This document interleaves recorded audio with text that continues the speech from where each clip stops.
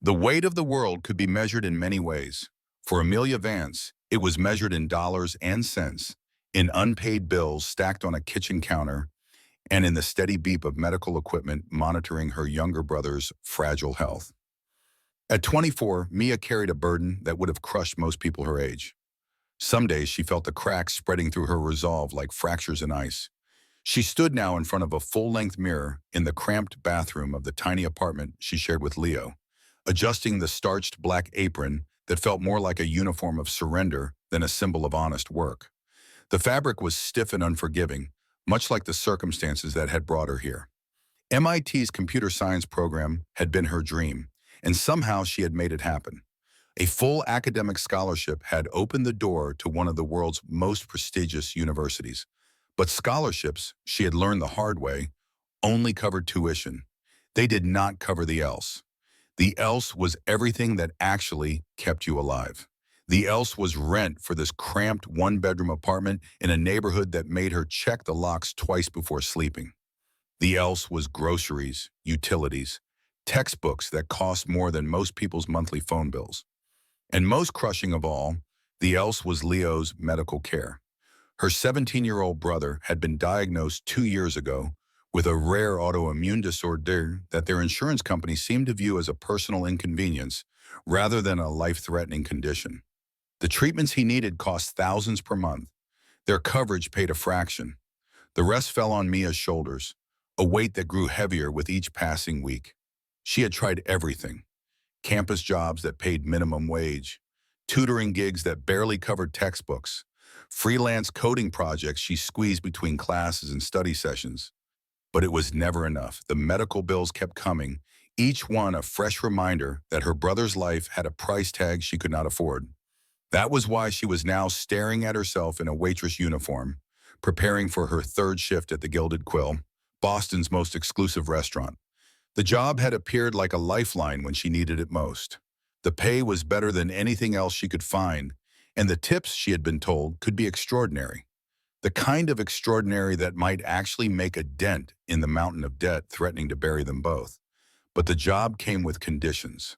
Strict, unforgiving conditions. Her manager, Mr. Henderson, was a man who seemed to have been carved from polished granite. His voice was as cold and smooth as the marble bar that dominated the restaurant's entrance. During her orientation, he had made the rules painfully clear. Vance, he had said, his eyes scanning her for imperfections with the intensity of a jeweler examining a flawed diamond. We do not have customers here. We have patrons. They are not here merely to eat. They are here to exist undisturbed in an environment that caters to their every unspoken need. He had leaned closer, his voice dropping to a near whisper that somehow felt more threatening than a shout. Your job is to be three things at all times: invisible, instantaneous, and impeccable. You are a ghost who anticipates every need before it is expressed. You refill a water glass before it is empty. You clear a plate the moment the last bite is taken. You exist in the periphery of their vision, never at its center. Then had come the threat, delivered with the casual efficiency of a man who had said these words many times before. One strike, a dropped fork, a spilled drink, an unwelcome word, and you are a ghost permanently. Understood? Mia had understood perfectly. She could not afford a strike. She could not afford to lose this job. Leo's next treatment was in 2 weeks, and she was still $3,000 short. Saw? Now, on this Tuesday afternoon, she checked her appearance one final time. Her dark hair was pulled back in a neat bun. Her face was free of makeup, except for a touch of powder to hide the exhaustion that lived permanently beneath her eyes. Her hands, calloused from typing and work, were scrubbed clean, her nails trimmed short. She looked like exactly what she was: a desperate young woman pretending to be someone who belonged in a place where meals cost more than her monthly rent. The Gilded Quill was not just a restaurant, it was a stage, and she was about to perform for an audience that would never applaud. The building itself was a converted brownstone on a quiet cobblestone street in downtown Boston, its discreet brass plaque the only indication of the culinary theater within. Inside, every plate was a performance, every ingredient a carefully chosen actor in a play of wealth and power. The lunch service had already begun when Mia arrived, slipping through the back entrance and into the controlled chaos of the kitchen. Chefs moved with military precision, their stations gleaming with polished copper and stainless steel. The air was thick with the scent of searing meat, fresh herbs, and something sweet she could not quite identify. Henderson was waiting near the kitchen doors, his expression as neutral and unreadable as ever. He gave her a curt nod, which she took as permission to enter the dining room. The transformation from kitchen to dining room was like stepping through a portal into another world. The kitchen was all harsh light and sharp commands. The dining room was soft, muted, a symphony of hushed conversations and the delicate clink of silverware against porcelain. Amber light filtered through tall windows draped in heavy burgundy curtains. The walls were paneled in dark wood that absorbed sound, creating an atmosphere of intimate privacy despite the room's size. Each table was set with pristine white linens, crystal glasses that caught the light like diamonds, and silverware that probably cost more than her entire wardrobe. The patrons themselves were exactly what Henderson had promised. Old money and new power sitting side by side in designer clothes and understated jewelry that screamed wealth more effectively than any billboard. Mia recognized a few faces from newspapers and television. A senator whose name she could not quite remember. A tech entrepreneur who had recently made headlines. A woman in pearls who carried herself with the quiet confidence of someone who had never worried about money in her entire life. Mia moved through the tables with practiced invisibility, her mind a whirlwind of order numbers and table assignments. She refilled water glasses, delivered drinks, cleared plates, and smiled the professional smile she had perfected over the past 2 shifts. The smile that said she was happy to serve without saying anything at all. That was when she saw him. Table 7, the most coveted seat in the entire restaurant. It was a corner booth upholstered in deep crimson velvet, positioned to offer a panoramic view of the public garden through floor-to-ceiling windows. The table was reserved exclusively for the highest echelon of patrons, the kind of people who made reservations months in advance and thought nothing of spending $1,000 on a single meal. But the man sitting at table 7 did not fit, not even close. He wore a faded gray hoodie, the kind you could buy in a 3-pack at any discount store. His jeans were worn at the knees, and his boots looked like they had walked more miles of city pavement than the inside of any limousine. His hair was an unkempt mess of dark curls, and several days of stubble shadowed his jaw. He looked, for lack of a more charitable description, like someone who had wandered in off the street. But that was not the worst part. The worst part was that he was not eating, he was not drinking, he was not even looking at a menu.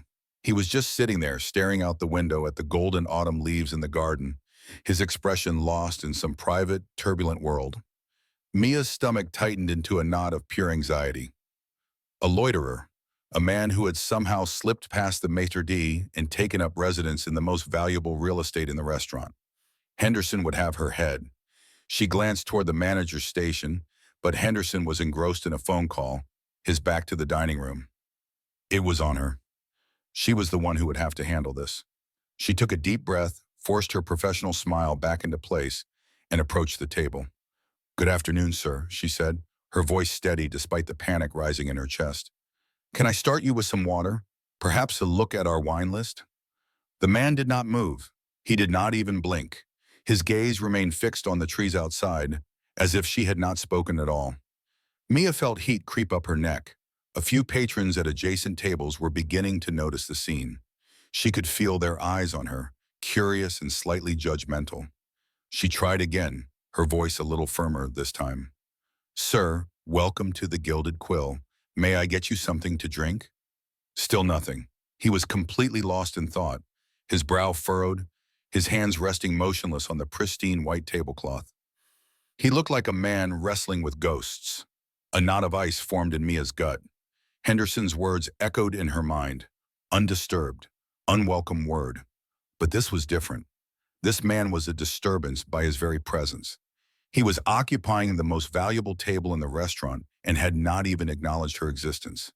Every minute he sat there was a potential $500 check she was losing. Money she desperately needed. Money that would help pay for Leo's treatment. The rule was clear. If a table was not ordering, it needed to be turned over for patrons who would actually dine. She retreated for a moment, busying herself by refilling a water glass at a nearby table. Her eyes kept darting back to the man in the hoodie. He had not moved a muscle. He was a statue of anxiety in a temple of luxury, and his presence felt increasingly wrong with each passing second. This could not continue. She had to be direct. The risk of Henderson seeing her do nothing was greater than the risk of confronting the man. One was negligence, the other was enforcing policy. She chose policy even though every instinct screamed that she was making a mistake. Mia's heart hammered against her ribs as she approached table 7 for the third time.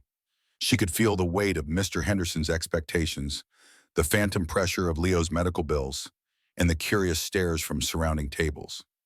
Table 7 had become a spotlight, and she and this silent stranger were trapped in its beam. There was no smile this time.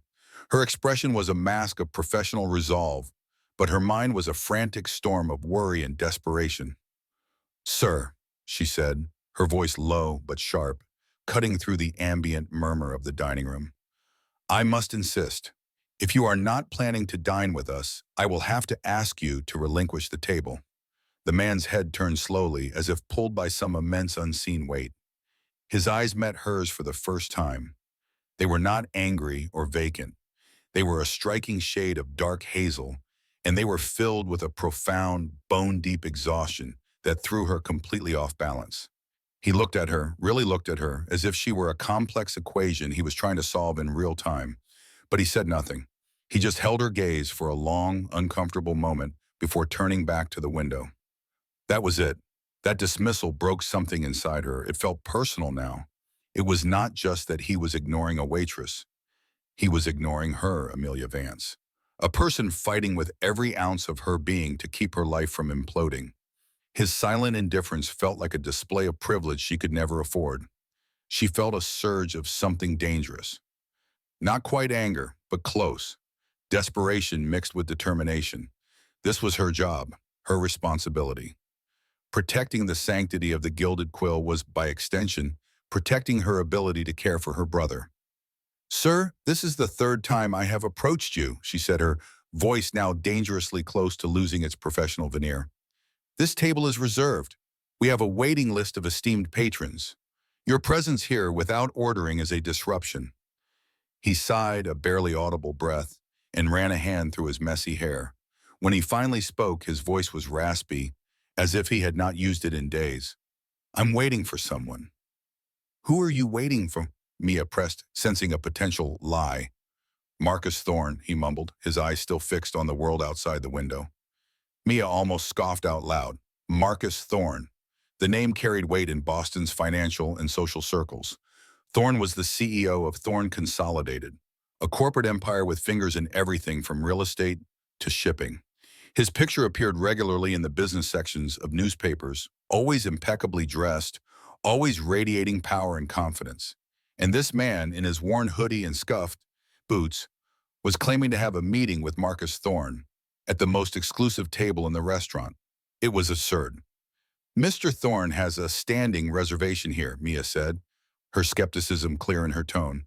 "But I assure you, if he were joining someone, we would have been notified." The man's jaw tightened, but he still did not look at her. "Check again." It was not a request. Despite his casual clothes and exhausted demeanor, there was something in his voice that carried unexpected weight, command disguised as suggestion. But Mia was too far committed to back down now. She had already confronted him 3 times. Other patrons were watching. Henderson would be turning his attention back to the dining room any second. She made her decision, a terrible, career-ending decision that felt like the only option she had left. "Sir," she said, her voice steady despite the terror coursing through her veins, "I'm going to have to ask you to leave it by now." The bottle words hung in the air between them, impossible to take back. 5 words that would change everything, though Mia could not possibly know it yet. "You need to leave, sir." The man finally turned to look at her fully. For a moment, something flickered in his eyes, not anger, but something else. Recognition, perhaps, or calculation. Then it was gone, replaced by that same exhausted neutrality. "You're right," he said quietly, standing with deliberate slowness. "I should leave." He reached into his pocket and pulled out a fold of cash. He peeled off several bills and laid them on the table, far more than any drink would have cost. Then he looked at her one last time, and his expression was strange, almost grateful. "Thank you," he said, so quietly she almost missed it. Then he walked toward the exit, not through the front entrance, but toward the back, through the kitchen corridor, as if he knew exactly where he was going. Mia stood frozen at table 7, staring at the money he had left. $500 in crisp bills sitting on the white tablecloth like an offering or a judgment. She had no idea what she had just done. No idea that the man in the worn hoodie was Luca DeLuca, one of the most powerful and dangerous men in Boston. No idea that she had just saved his life and destroyed her own in the same breath. All she knew was that Mr. Henderson was now striding toward her, his face a mask of cold fury, and her world was about to come crashing down. "One strike," he had said. "One strike, and you are gone." She had just committed her strike, and now she would pay the price. That same Tuesday morning had begun for Luca DeLuca in the dim amber light of his study, surrounded by the ghosts of decisions made and unmade. The room smelled of aged leather, cigar smoke, and the faint trace of espresso from the cup sitting untouched on his desk. Outside the tall windows of his estate, Boston was waking up. But inside these walls, time moved differently, slower, more deliberately. Luca sat in the high-backed leather chair that had once belonged to his father, staring at the documents spread before him. $200 million. The number was written in clean corporate language across multiple pages of contracts, but what it really represented was power, territory, the expansion of everything his father had built and he had spent 15 years protecting. Marcus Thorne wanted to sell, or so he claimed. Thorne Consolidated owned a network of shipping routes, warehouses, and distribution channels that stretched from Boston to Miami. On paper, it was a legitimate logistics empire. In reality, it was the perfect infrastructure for moving things that preferred to stay hidden from official eyes. Goods that generated the kind of profit margins that made $200 million seem reasonable. The deal would effectively double the reach of DeLuca's operations. It would solidify his control over the eastern seaboard and make him untouchable by the smaller organizations that constantly nipped at his heels like hungry dogs. It was perfect. Too perfect. Rocco Valenti, his consigliere and the closest thing Luca had to a brother, sat across from him in the smaller chair reserved for trusted counsel. Rocco was 10 years older, his face weathered by decades of making hard decisions in a world that rarely forgave mistakes. His suit was immaculate, his expression skeptical. "I don't like it," Rocco said for the third time that morning, his voice carrying the gravelly undertone of a lifetime smoker. "Thorne has been too eager, too accommodating. Men like him don't sell empires for any price, let alone a fair one." "He's in debt," Luca replied, though his own instincts echoed Rocco's concerns. "The legitimate side of his business has been bleeding money for 2 years. This sale saves him from bankruptcy." "Or it's bait," Rocco countered. "A trap dressed up as opportunity." Luca leaned back in his chair, his fingers drumming once against the armrest before stilling. He had learned control from his father, a man who had ruled through patience rather than volume. Giancarlo DeLuca had taught his son that silence was often more powerful than words, and that appearing calm was half of being calm. "Everything is a trap, Rocco," Luca said quietly. "The question is whether we're walking into it blind or with our eyes open." "And you think your eyes are open?" "I think Thorne is desperate, and desperate men make predictable moves." Luca picked up one of the contracts, studied it with eyes that had learned to read between carefully worded lines. "But you're right to be cautious. That's why we're meeting at the Gilded Quill." The Gilded Quill. Luca had a stake in the restaurant, a silent partnership that gave him access to its most private spaces. It was neutral ground, public enough to prevent overt betrayal, private enough to conduct business that would never appear in any official record. More importantly, it was a place where Luca was known and protected, even if most patrons had no idea who actually owned the crimson booth in the corner. "And you're going dressed like that?" Rocco gestured at Luca's current attire with obvious disapproval. Luca looked down at himself, the worn jeans, the faded hoodie, the boots that had seen better years. It was deliberate, calculated. A disguise hiding in plain sight. "Thorne wants me to arrive in the usual way," Luca explained. "Dark suit, Maserati, the full performance. He wants me visible, recognizable, sitting in that restaurant like the king holding court. That makes me predictable. So you do the opposite. I arrive early, dressed like nobody. I watch who comes and goes. I see who Thorne brings with him, how he acts when he thinks I'm not watching yet. Luca stood, pulling on a worn jacket over the hoodie. Appearances are weapons, Rocco. Today I'm weaponizing insignificance. Rocco shook his head but did not argue further. He had learned decades ago that once Luca made a decision, changing his mind required more than words. Fine. But Enzo will be monitoring from the van outside. Marco will be inside, 2 tables over. You're not going in there alone, no matter what you're wearing. Agreed. Luca checked his watch. An old Rolex his father had worn, its face scratched but its mechanism perfect. The meeting is set for 1 o'clock. I'll be there by noon. That gives me time to observe, to think. To brood, Rocco corrected with the familiarity of old friendship. You think too much sometimes, Luca. Not everything requires a chess game. Everything is a chess game, Luca replied.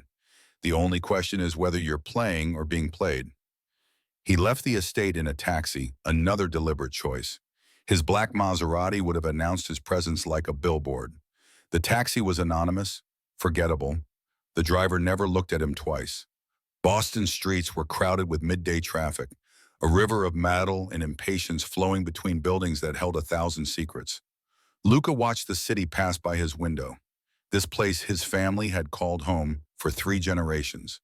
His grandfather had arrived from Sicily with nothing but determination and a willingness to do what others would not.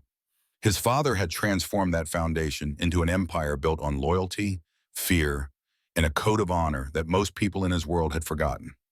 Luca had inherited that empire at 25, when his father was killed by men who believed power could be taken rather than earned. He had been young, untested, and underestimated. That had been his greatest advantage. While his enemies fought each other for scraps of his father's territory, Luca had quietly rebuilt everything they thought they had destroyed. 15 years later, he controlled more than his father ever had, and he did it with fewer bodies in the ground and more respect in the streets. He was not a saint. Violence was sometimes necessary in his world, but he was not his grandfather either, who had believed that fear alone could hold an empire together.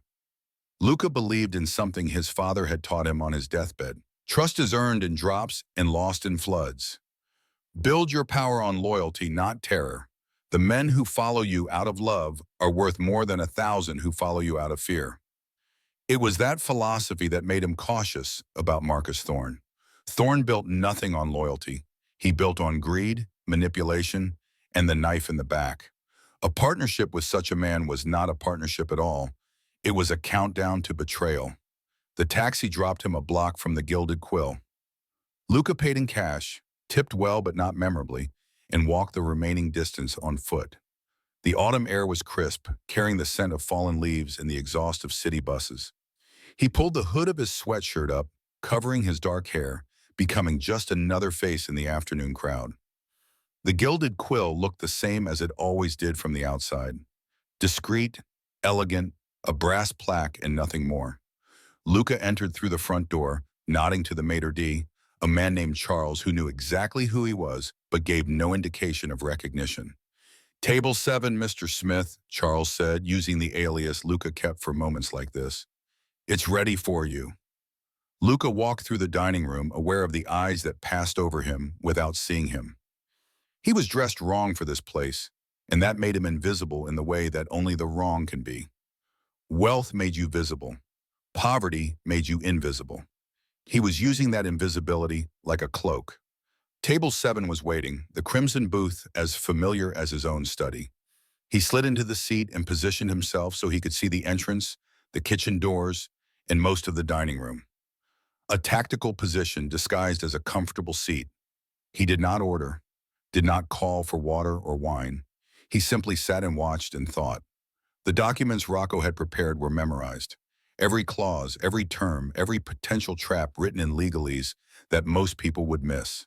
But Luca had not built his empire by trusting lawyers alone. He trusted his instincts, and his instincts were screaming that something was wrong. Thorne was 40 minutes late. That was the first sign. In Luca's world, lateness was either a power play or a warning. Show up late to demonstrate you can make others wait. Show up late to provide time for something else to happen first. Luca's mind turned over the possibilities. Perhaps Thorne was testing his patience. Perhaps he was coordinating with someone else. Perhaps he was simply stuck in traffic like any normal businessman. But Luca had learned long ago never to assume normalcy when dealing with men like Thorne. He sat at table 7, staring out the window at the public garden, his mind running through scenarios like a computer executing code. If Thorne was planning betrayal, how would it manifest? An ambush outside? No, too obvious. A trap in the contract itself? Possible. A play for sympathy? A sob story designed to lower his guard? More likely. He was so deep in thought that he almost did not notice the young waitress approaching his table. She was nervous. He could see it in the slight tremor of her hands, the practiced smile that did not quite reach her eyes. She was new, unfamiliar, and clearly uncomfortable with his presence at table 7. "Good afternoon, sir. Can I start you with some water? Perhaps a look at our wine list." Luca heard her but did not respond. His mind was elsewhere, calculating risks and playing out scenarios. The meeting was in 15 minutes. Thorne would arrive soon. Everything needed to be perfect, controlled, anticipated. The waitress tried again. "Sir, welcome to the Gilded Quill. May I get you something to drink?" This time her voice penetrated his concentration, but only barely. He turned his head slightly, registering her presence, and saw the desperation hiding behind her professional facade. She was young, maybe mid-20s, with dark hair and eyes that had seen too much hardship for someone her age. For a moment he almost responded, almost broke his cover and ordered something just to put her at ease. But something held him back, a thread of instinct that told him to wait, to observe, to see what would happen if he remained silent. She retreated and Luca returned to his thoughts. Thorne would arrive. They would negotiate, and either the deal would proceed or Luca would walk away with his empire intact and his instincts validated. He had no idea that the young waitress's desperation would intersect with his own caution in a way that would save his life. The third time she approached, her voice had changed. There was steel beneath the fear now, determination born from necessity. Luca recognized it because he had felt it himself many times. The moment when survival overcame caution. "Sir, I must insist. If you are not planning to dine with us, I will have to ask you to relinquish the table." This time, Luca turned to look at her fully, really look at her. Her jaw was set, her eyes hard despite the obvious terror that this confrontation cost her. She was making a choice that could destroy her, and she was making it anyway because she believed it was right. He respected that, even as it annoyed him. "I'm waiting for someone," he said, his voice rough from an hour of silence. "Who are you waiting for?" "Marcus Thorne." He saw the skepticism flash across her face. She did not believe him. How could she? He was a man in a hoodie claiming to have a meeting with a corporate titan. It was absurd on its surface. "Mr. Thorne has a standing reservation here, but I assure you if he were joining someone, we would have been notified." "Check again," Luca said, and he heard the command slip into his voice despite his attempt to remain neutral. But she did not check. She had made her decision, and she was committed to it with the kind of stubbornness Luca both admired and found dangerously inconvenient. "Sir, I'm going to have to ask you to leave, now." The words hung in the air, and in that moment, everything changed. Luca's eyes shifted to the entrance, and he saw Marcus Thorne stepping through the door. Thorne froze mid-stride, his expression flickering between surprise and something else, something that looked almost like satisfaction. In that instant, Luca understood. Thorne had been late on purpose, not to make Luca wait, but to arrive after Luca had already been removed from the restaurant. The plan was elegant in its simplicity. Luca would be publicly humiliated, asked to leave the city's most exclusive restaurant like a common vagrant. Thorne would arrive moments later, express shock and disappointment, and the deal would collapse under the weight of Luca's damaged reputation. No one would do business with a man who could not even maintain a reservation at the Gilded Quill. But the timing had failed. The waitress had confronted him too late, or Thorne had arrived too early. Either way, Luca now saw the trap with perfect clarity. The documents Thorne had prepared probably contained their own traps, hidden clauses that would give Thorne leverage. But that secondary trap did not matter if the primary one succeeded in preventing Luca from ever signing them. Luca stood slowly, deliberately, his eyes never leaving Thorne's face across the dining room. He saw the other man's expression shift again, calculation replacing satisfaction. "You're right," Luca said to the waitress, his voice quiet. "I should leave." He reached into his pocket and pulled out the cash he always carried, never trusting banks more than necessary. He counted out $500 bills and laid them on the white tablecloth, an absurd tip for service never rendered. Then he looked at the young waitress one last time, this woman who had unknowingly saved him from his own calculated caution. "Thank you," he said, and meant it in ways she could never understand. He walked toward the back of the restaurant, away from Thorne, using the kitchen corridor he knew from his ownership stake. Behind him, he heard the first notes of chaos beginning, the manager approaching, voices rising slightly. But Luca was already gone, slipping out the back entrance into the alley where Enzo waited in the surveillance van. "Boss?" Enzo's voice crackled through the earpiece Luca pulled from his pocket and inserted. "What happened?" "Thorne set a trap," Luca said calmly, walking toward the van. "And a waitress just saved me from walking into it." "A waitress?" "I'll explain later. Right now, I need you to find out everything about her. Name, address, situation, everything." "Boss, we have bigger problems. I've been monitoring Thorne's communications. He's got a digital specialist on his team, someone who's been auditing our network protocols." Luca stopped walking. "What?" "The documents he sent for the deal. There's code embedded in the digital files. If you had signed them on our system, it would have activated a data exfiltration routine, a sophisticated one. It would have copied our entire operation database." The trap within the trap. Luca had suspected something in the documents, but this was worse than he had imagined. Thorne had not been trying to buy his way into the organization. He had been trying to steal it entirely. "How sophisticated?" Luca asked, his mind already racing ahead to implications and responses. "I'd need a specialist to break down the full code. Someone with serious computer science background. This isn't script kiddie work, boss. This is professional-grade digital espionage." Luca thought about the waitress, remembered her hands, the calluses he had noticed during their brief interaction. Not the hands of someone who only carried plates. Those were the hands of someone who spent time on keyboards. "Find out about the waitress," Luca repeated. "Name, background, education. And Enzo, see if she has any technical skills." "On it, boss." Luca climbed into the van, and Enzo pulled away from the alley, merging into Boston traffic. They drove in silence for several minutes while Luca processed what had just happened. He had walked into a double trap, the public humiliation and the digital theft. Thorne had planned for every scenario except the one that occurred, a desperate waitress making a decision based on nothing but policy and necessity. Sometimes the smallest acts had the largest consequences. His father had taught him that. By evening, Enzo had compiled a full dossier.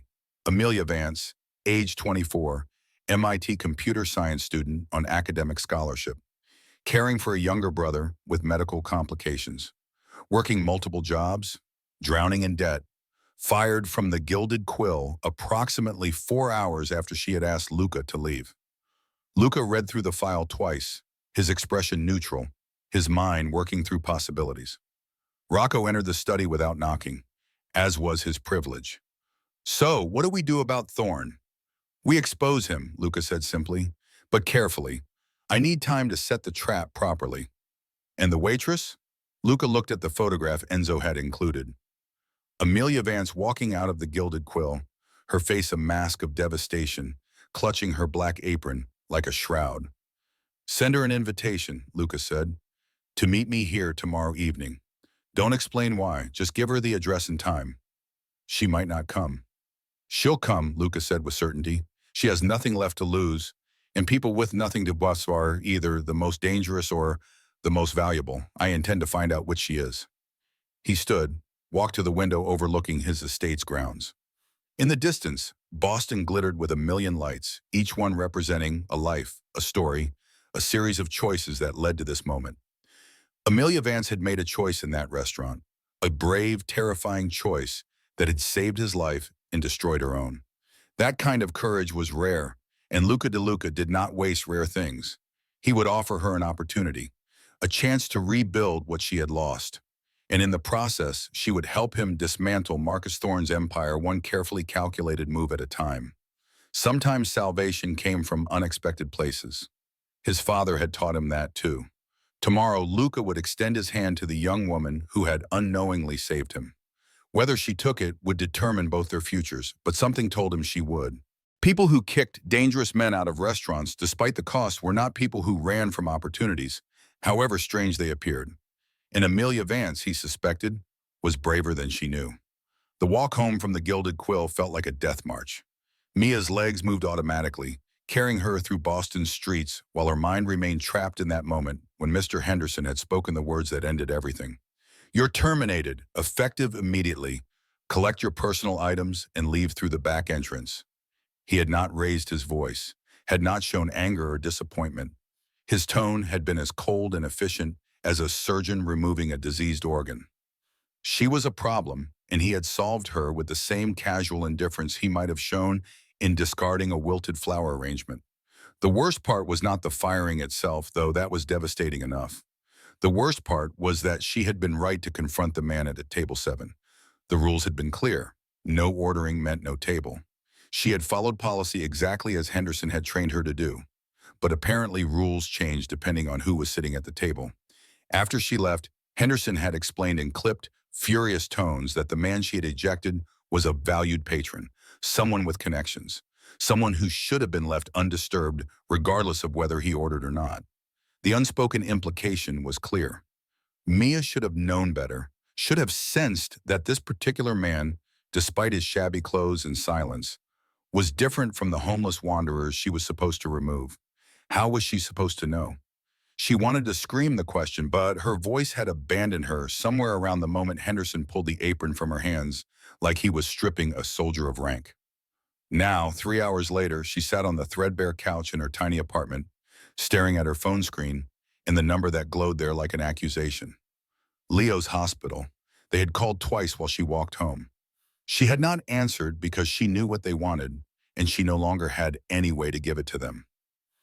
The apartment was silent except for the distant sounds of the city filtering through thin walls. Traffic, sirens, someone's television playing too loud. The soundtrack of urban poverty. Leo was at school, his last year of high school, unaware that his sister had just lost the one job that had made his medical treatments remotely affordable. She had $400 in her bank account. His next treatment was in 2 weeks and cost $3,000. The math was simple, brutal, and impossible to solve. Mia pulled her knees to her chest, wrapped her arms around them, and let herself feel the full weight of the disaster. She had been so careful, so impossibly careful. Every shift walked on eggshells, every interaction measured and controlled.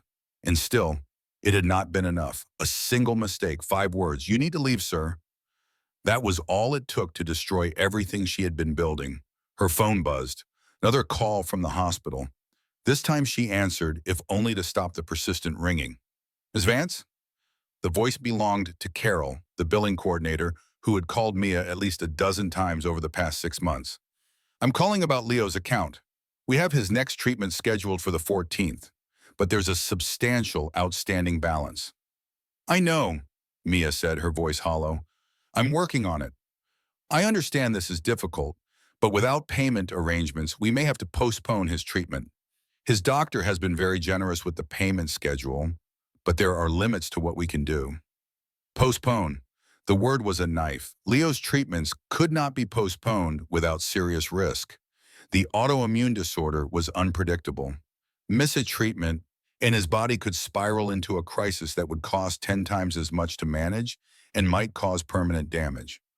"I'll figure something out," Mia said, though she had no idea what that something could be. "Just please don't cancel the appointment. I'll note your account, but Ms. Vance, I need to be honest with you. If we don't receive payment by the 10th, I won't be able to hold the slot." 4 days. She had 4 days to find $3,000. After Carol hung up, Mia sat in the silence and tried to think. Her MIT stipend was already stretched beyond breaking. She had no more possessions worth selling. Her mother had died 3 years ago, leaving nothing but debt and the responsibility of raising Leo. There was no family to call, no safety net to catch them. She could try to find another job, but no place would pay what the Gilded Quill had. And even if they did, she would not see a paycheck for at least 2 weeks. She could try to get a loan, but her credit was already destroyed by medical debt and student loans. No bank would touch her. She could beg the hospital for more time, but Carol's tone had made it clear that patience was exhausted. There was no solution, just a slow-motion collision with disaster that she was powerless to stop. Mia was still sitting on the couch, staring at nothing, when Leo came home from school. He was 17 but looked younger, his face thin from illness and the treatments that saved his life while slowly draining it. He had their mother's smile, bright and genuine, and he used it now despite the exhaustion she could see around his eyes. "Hey, Mia," he said, dropping his backpack by the door. "How was work?" She tried to answer, tried to manufacture some casual response that would protect him from the truth. But the words stuck in her throat, and before she could stop them, tears were streaming down her face. Leo was beside her immediately, his thin arms wrapping around her shoulders. "What happened? What's wrong?" "I lost my job," she whispered. "I got fired." "What? Why?" "I made a mistake. I asked someone to leave who apparently should have stayed." Leo pulled back to look at her face. "That's it? That's all you did?" "That's all I did." "Then they're idiots for firing you." His voice carried the fierce loyalty of someone who had spent his life watching his sister sacrifice everything for his sake. "You'll find something else, something better." "There is nothing better, Leo. That job was it. The pay, the tips, it was the only thing covering your treatments." She wiped at her face, angry at herself for breaking down in front of him. "I don't know what to do." "We'll figure it out," he said, with the confidence of someone too young to understand how completely the world could crush you. "We always do. But we don't always figure it out," Mia thought. "Sometimes you just lose. Sometimes you fight as hard as you can, and it still is not enough." She did not say any of this out loud. Instead, she forced herself to smile, forced herself to be strong for him, the way she always had been. "You're right. We'll figure it out. Go do your homework. I need to make some calls." After Leo retreated to the tiny bedroom they shared, separated only by a curtain strung across the middle of the room, Mia pulled out her laptop. It was old, barely functional, but it was all she had. She opened her email, her job search sites, her network of MIT classmates and professors who might know of opportunities. Nothing. Every opening required experience she did not have or availability she could not provide while finishing her degree. The tech industry wanted full-time commitment, and she could barely manage part-time while caring for Leo and attending classes. She was about to close the laptop when a new email notification appeared. The sender was listed simply as D Associates. No company name she recognized. The subject line read, "Meeting Request." Mia almost deleted it as spam, but something made her open it instead. "Ms. Vance, your presence is requested at the following address tomorrow evening at 6 o'clock p.m. The matter concerns your recent employment situation and a potential opportunity. Transportation can be arranged if needed. Respond to confirm attendance." Below the message was an address in Brookline, one of Boston's wealthier neighborhoods. No explanation, no details, just an invitation that felt more like a summons. Mia's first instinct was to ignore it. It was clearly some kind of scam, or worse, something dangerous. No legitimate job opportunity came through mysterious, anonymous emails. But then she looked around her apartment, at the medical bills stacked on the kitchen counter, at the calendar marking Leo's next treatment in 14 days, at the laptop whose battery was dying and which she could not afford to replace. She had nothing left to lose. If this was a scam, what could they take from her? She was already at zero. She typed a brief response. "I'll be there." The next day passed in a fog of anxiety and resignation. She attended her classes but absorbed nothing. She applied for 3 more jobs she knew she would not get. She avoided looking at her bank account because the number would only confirm what she already knew. When 6 o'clock approached, she dressed in the only professional clothes she owned, a simple black skirt and white blouse that she usually reserved for job interviews and campus presentations. She pulled her hair back in a neat bun, applied minimal makeup to hide the exhaustion, and tried to look like someone worth hiring. The address led her to a neighborhood of old mansions set back from the street behind iron gates and manicured lawns. The specific house was larger than the others, a stone structure that looked like it had been built a century ago and maintained perfectly ever since. Security cameras were visible at the entrance, discreet but unmistakable. Mia stood at the gate, her finger hovering over the call button, second-guessing every decision that had brought her here. This was insane. She should turn around and leave, find some other solution, any other solution. But before she could retreat, the gate swung open automatically. Someone had been watching, waiting for her arrival. A man appeared at the front entrance, broad-shouldered and intimidating in a dark suit. His face was weathered, his expression neutral. "Oh, man," he said. "It was not a question. Please come with me." "Who are you?" Mia asked, her voice steadier than she felt. "Rocco Valenti. I work for the gentleman who requested your presence." "And who is that?" "He'll explain himself." Rocco led her through the entrance and into a world that felt like stepping back in time. The interior was all dark wood and amber light, with oil paintings on the walls and furniture that looked both antique and expensive. The air smelled faintly of leather and something else she could not identify. Cigar smoke, perhaps, though she saw no evidence of anyone smoking. They walked down a hallway lined with family photographs, past closed doors that presumably led to other rooms, and finally stopped before a heavy wooden door at the end of the corridor. Rocco knocked once, then opened the door and gestured for her to enter. The study beyond was exactly what she might have imagined if someone had asked her to picture a room designed for conducting serious, private business. Bookshelves lined two walls filled with leather-bound volumes. A large desk dominated the center, its surface clean except for a laptop and a single glass of what looked like whiskey. Behind the desk, tall windows overlooked gardens that were already shadowed by early evening. And sitting in the high-backed leather chair behind that desk was the man from the restaurant. He looked completely different now. The hoodie and jeans were gone, replaced by a dark suit that fit him perfectly. His hair was combed back, his face clean-shaven. He looked like what he probably was, someone with power and the means to use it. But his eyes were the same, that same exhausted intensity that had unsettled her at table 7. "Ms. Vance," he said, gesturing to the chair across from his desk, "please, sit down." Mia remained standing, her body rigid with confusion and the first stirrings of real fear. "Who are you? What is this?" "My name is Luca De Luca." He said it simply, as if the name should mean something to her. When she showed no recognition, he continued, "I'm the man you asked to leave the Gilded Quill yesterday. I'm also the reason you were fired." The words hit her like a physical blow. "You got me fired?" "Indirectly, my presence at that table made you enforce a policy you thought was correct. Your manager's reaction was his own choice, but I'm aware that my involvement led to your termination." "Then why am I here?" Mia's voice rose slightly, anger cutting through fear. "Did you bring me here to apologize? To explain why you cost me my job?" "No," Luca said calmly. "I brought you here to thank you, and to offer you something better than what you lost." "Thank me?" Mia almost laughed. "For what? Ruining your lunch?" "For saving my life." The absurdity of the statement stopped her cold. "What are you talking about?" Luca leaned forward slightly, his hands folded on the desk. "Yesterday, I was at that restaurant to finalize a $200 million deal with a man named Marcus Thorne. The deal would have expanded my operations considerably and represented years of negotiation. But Marcus Thorne is not a man who negotiates in good faith. He was setting a trap." He reached across the desk and turned his laptop to face her.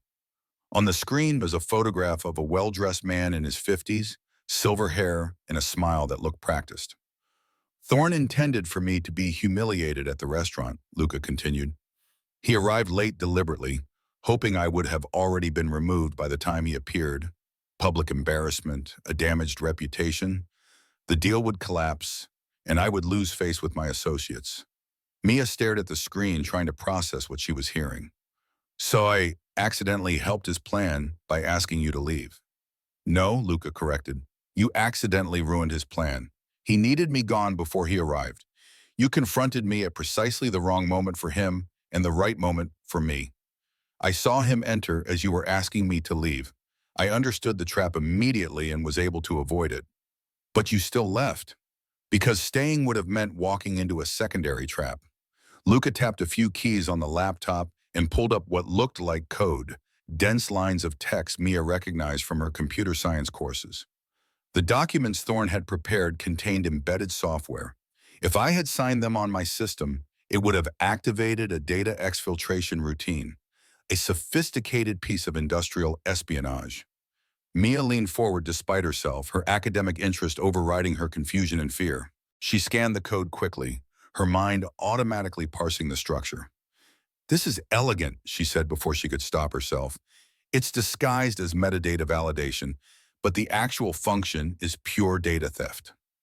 Luca's expression shifted slightly, something that might have been satisfaction. "Exactly. My technical specialist, Enzo, discovered it while reviewing the files after I left the restaurant. If I had stayed, if I had proceeded with that meeting, Thorne would have stolen the comprehensive database of my entire organization." "And you think I saved you from that?" Mia said slowly. "By making you leave before you signed anything. I know you did. That 5-word confrontation gave me the perspective I needed to see what was really happening. You forced me to step back, and in stepping back, I saw the trap clearly." Mia sank into the chair, her legs suddenly unable to support her. "I don't understand. What does this have to do with me? Why am I really here?" Luca stood and walked to the window, his back to her as he looked out at the darkening gardens. "I had Rocco research you after the incident.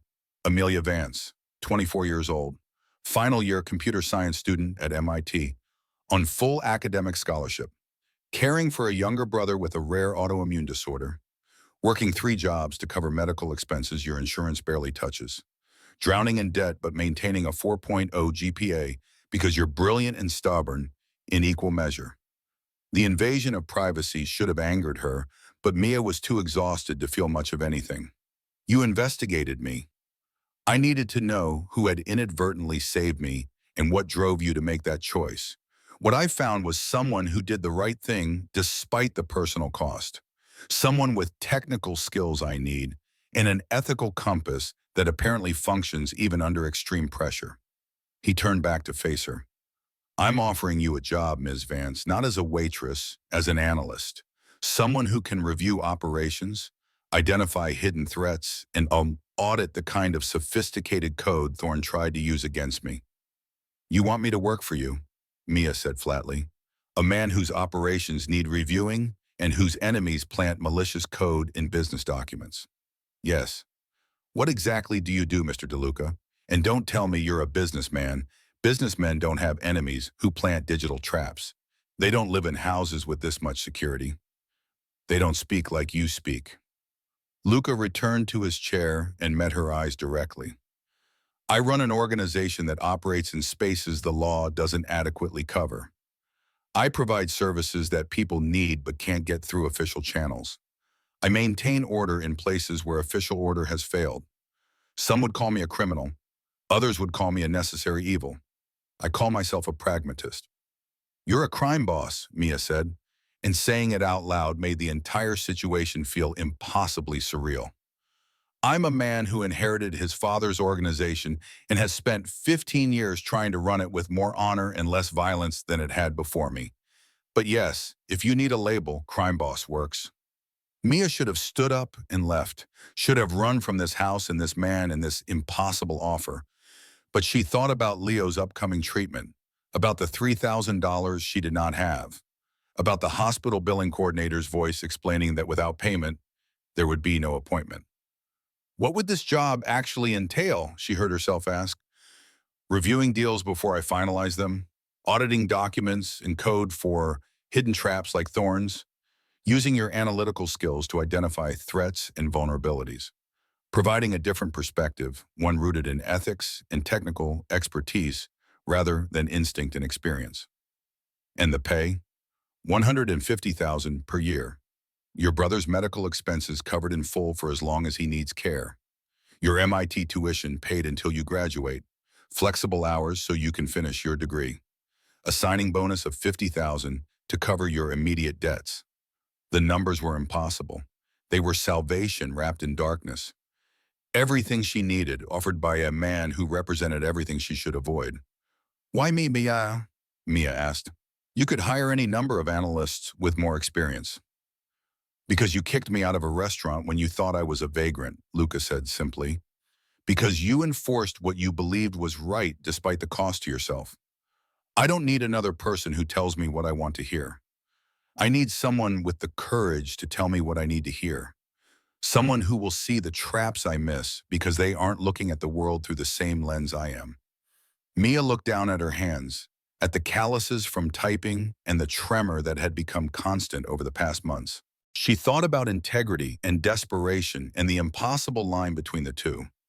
If I say yes, she said quietly, I'm not just taking a job. I'm stepping into your world, a world that got you targeted by someone like Thorne. Yes, a world where the consequences of mistakes aren't just getting fired, they're considerably worse. Yes. And you think I'm qualified for that? Luca leaned forward, his expression serious. I think you're the only person qualified, because you understand the stakes in a way most people don't. You've been fighting to survive long enough to recognize danger when you see it. And yesterday you chose principle over safety. That's the kind of person I need. Mia closed her eyes, thinking about Leo, about his treatments, about the life she could give him if she said yes versus the disaster waiting if she said no. When she opened her eyes, Luca was watching her with that same intense patience. I need time to think, she said. You have until tomorrow morning, Luca replied. After that, I move forward with other plans, and this offer expires. He stood, signaling the meeting was over. Rocco appeared at the door as if summoned by telepathy. Rocco will drive you home, Luca said. When you have made your decision, call the number he gives you. Whatever you choose, Ms. Vance, thank you for yesterday. You did me a greater service than you know. Mia let herself be led from the study, through the hallways, and out to a black car waiting in the circular driveway. Rocco handed her a business card with nothing but a phone number. As they drove through Boston streets toward her neighborhood, Mia stared out the window and tried to process the impossible choice she was facing. Accept a bomb that would save her brother and solve all her financial problems, but tie her to a man who operated outside the law. Or refuse and watch everything collapse, maintaining her integrity while Leo's health deteriorated. There was no good choice. Just two versions of survival, one immediate and one theoretical. By the time Rocco dropped her at her apartment, Mia knew what she would choose. She had known from the moment Luca named the salary. Sometimes integrity was a luxury desperate people could not afford, and she had stopped being able to afford luxuries a long time ago. Tomorrow, she would call the number and accept the offer. Tomorrow, she would step into Luca de Luca's world and hope she was strong enough to survive it. But tonight, she would sit with Leo and pretend everything was normal. Pretend she had not just agreed in her heart to work for a crime boss.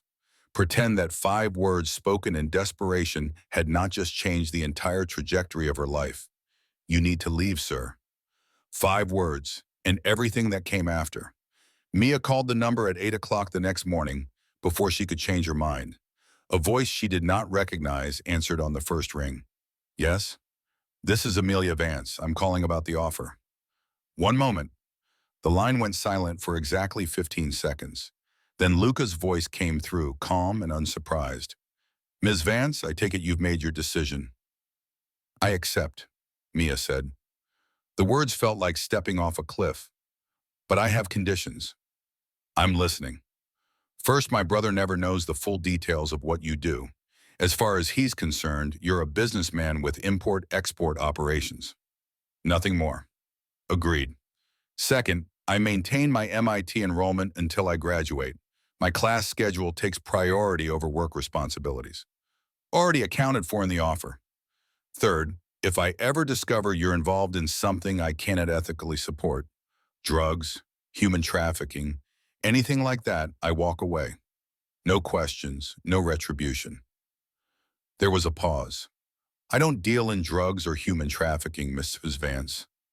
My organization has strict rules about what we will and won't touch. But I understand your need for boundaries. Agreed. If you find we've crossed a line you can't accept, you can leave. I won't stop you.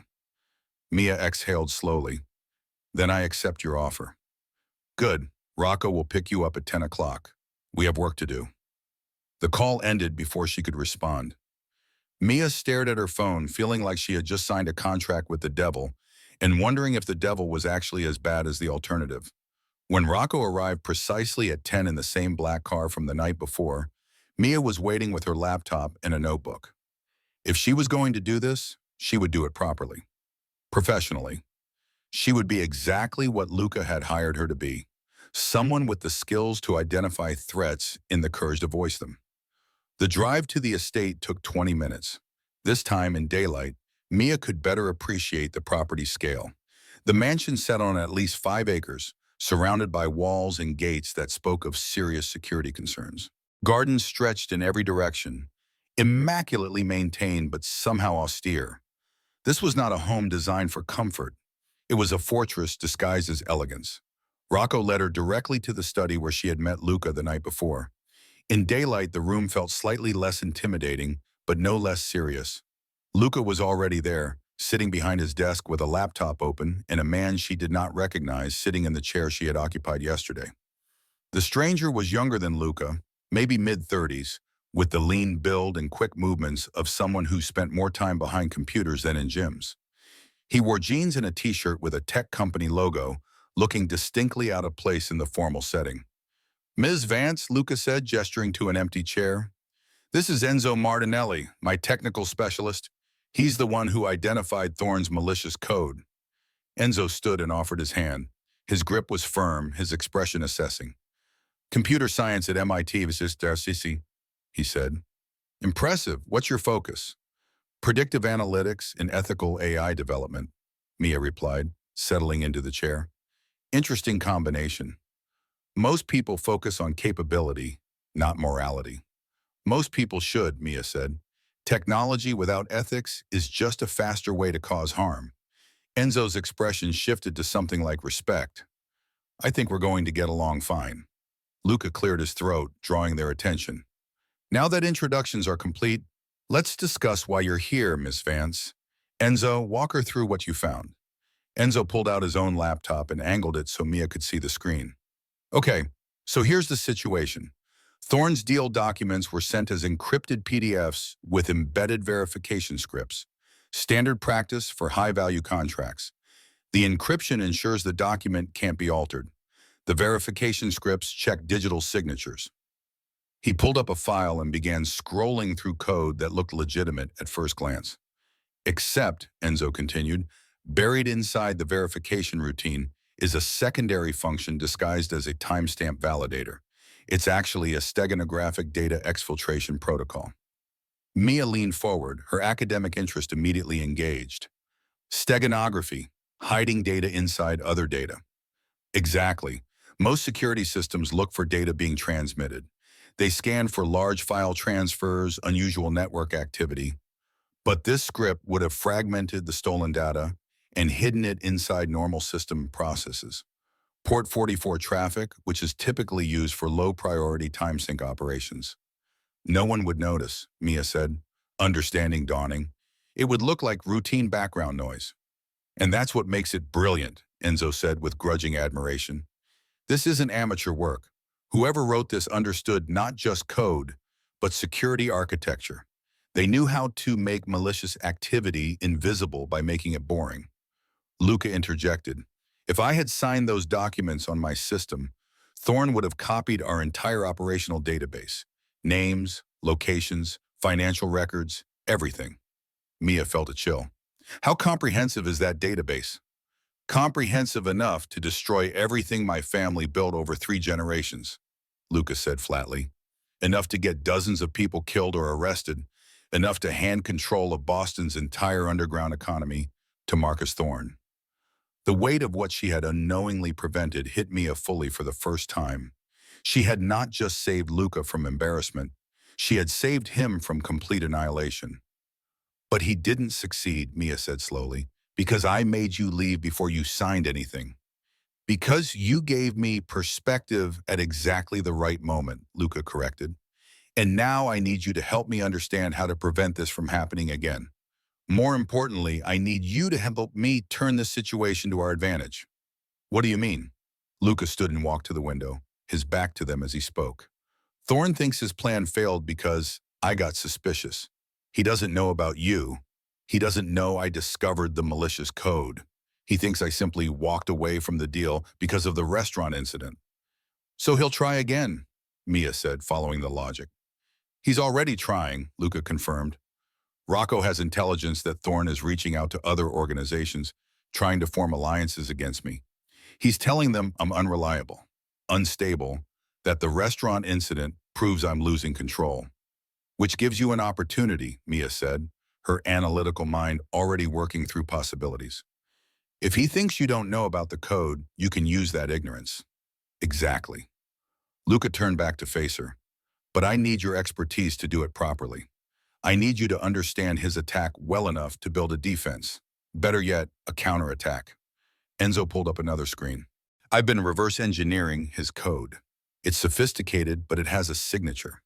A particular coding style that suggests the programmer has a background in corporate security. Someone Thorne hired specifically for this, Mia said. Most likely, which means Thorne has resources we need to account for. He's not working alone. Luca returned to his desk. Ms. Vance, I'm giving you full access to our system architecture. I want you to work with Enzo to identify every vulnerability Thorne might exploit. I want you to find the holes before he does. That's a significant amount of trust, Mia said carefully. You barely know me. I know you kicked me out of a restaurant despite the personal cost, Luca replied. I know you maintain a perfect GPA while working 3 jobs and caring for a sick brother. I know you turn down opportunities to cut corners in your coursework because you believe in doing things right even when no one is watching. Rocco's research was very thorough. The invasion of privacy should have bothered her more, but Mia was beginning to understand that in Luca's world, trust was not given blindly. It was earned through observation and calculation. "Okay," she said. "Show me your system." For the next 4 hours, Mia and Enzo worked side by side, pulling apart the architecture of Luca's operation. It was surprisingly sophisticated, far more complex than she had imagined. Financial tracking systems that would rival any legitimate corporation. Communication protocols that used encryption she recognized from her cybersecurity coursework. Databases structured with the kind of careful redundancy that spoke of professional IT management. You're not just running a criminal organization, Mia said at one point. You're running a full-scale enterprise. Did you think we kept records in notebooks? Enzo asked with amusement. This isn't the 1950s. Modern operations require modern infrastructure. Which makes you vulnerable to modern attacks, Mia countered. Every system has weaknesses. The more complex the system, the more places things can break. That's why Luca hired you, Diamond, Enzo said, to find those places before someone else does. As they worked, Mia began to notice patterns in the way Luca's organization functioned. There were clear ethical boundaries coded into the system itself. Transactions involving anything that could be drugs were automatically flagged and rejected. Financial flows that suggested human trafficking triggered alerts. Violence was tracked and required justification in the records. He's not lying, Mia said quietly to Enzo during a break. About having rules. I can see them in the code. Luca's father ran things differently, Enzo replied. Rougher, more violent. When Luca took over, he restructured everything, made it clear that we'd operate with some degree of ethics or he'd shut it all down. Some of the old guard left. The ones who stayed learned to adapt. Do you ever question it? Mia asked. Working for him? Enzo was quiet for a moment. Every day, but then I think about the alternative. If Luca wasn't here, someone worse would fill the vacuum. Someone like Thorne, who has no code at all. At least with Luca, there are lines that don't get crossed. It was a rationalization, but Mia understood it. She was already making similar rationalizations herself. By mid-afternoon, they had identified 3 major vulnerabilities in Luca's system and developed plans to address each one. Mia had also begun to understand the scope of what Thorne had attempted. The malicious code was not just sophisticated, it was personal, designed specifically to exploit weaknesses in Luca's particular setup. Whoever wrote this knows your system, Mia told Luca when they reconvened in the study. They didn't just write generic malware. They tailored it specifically to your architecture, which means Thorne had inside information. Luca said grimly. Someone gave him details about our infrastructure. Or someone on your team is working for him? Mia said bluntly. The room went silent. Rocco, who had been standing near the door, moved forward slightly. That's a serious accusation, Mr. Vance, he said quietly. It's a logical conclusion, Mia replied, refusing to be intimidated. The level of detail in this code requires access to your actual systems, not just theoretical knowledge. Luca and Rocco exchanged a look. Then Luca nodded slowly. She's right, we have a leak. I'll start internal investigations, Rocco said. Do it quietly, Luca instructed. I don't want whoever it is to know we're looking. He turned back to Mia. This is why I need you. You see things we miss because we're too close to it. What else have you found? Mia pulled up her notes. Your financial tracking is excellent, but your communication security has gaps. You're using encrypted messaging, but the encryption keys rotate on a predictable schedule. Someone with access to the rotation algorithm could intercept and decrypt messages retroactively. Can you fix it? Enzo and I can implement a dynamic key system, unpredictable rotation based on multiple variables. It would make interception significantly harder. Do it, Luca said. What else? Your data backups are stored on site. If someone wanted to destroy your records, they just need to access this location physically. You need off-site redundancy, multiple locations, cloud storage with different access points. Arrange it with Enzo. They continued for another hour, Mia methodically identifying vulnerabilities and proposing solutions. With each issue she raised, she felt more confident that she could actually contribute something valuable. This was not just a job. It was a challenge that engaged every skill she had developed at MIT. Finally, Luca called a stop. Enough for today. You have given us more actionable intelligence in 6 hours than our previous security consultant provided in 6 months. You had a previous security consultant? Mia asked. He was retired 3 months ago, Luca said. His recommendations were superficial. Yours are surgical. Because I'm looking at this as a system, not just as security theater. Everything connects. Every vulnerability creates cascading risks, which is exactly the perspective I needed. Luca stood. Go home, Ms. Vance. Spend time with your brother. Tomorrow we'll start implementing your recommendations. And then we'll begin planning how to deal with Marcus Thorne. You're going after him, Mia said. It was not a question. He tried to destroy me. He'll try again if I don't stop him. So yes, I'm going after him, but carefully, methodically, the way you're teaching me to think about systems. As Rocco drove her home, Mia reflected on the strangeness of her new reality. This morning, she had been a struggling student with no prospects. Tonight, she was an analyst for a criminal organization, identifying security flaws and developing strategies to counter corporate espionage that happened to involve actual crime. The moral ambiguity should have bothered her more than it did, but every time she started to question her choices, she thought about Leo, about the hospital's billing department, about the fact that for the first time in years, she had a solution instead of just problems. When she got home, Leo was at the kitchen table doing homework. He looked up and smiled when she entered. How was the new job? He asked. Interesting, Mia said honestly. Definitely interesting. What exactly do you do? System analysis for an import-export business. I identify security risk in their IT infrastructure. It was not quite a lie, just a carefully edited version of the truth. Leo nodded, accepting the explanation without suspicion. Cool, so like corporate cybersecurity? Something like that.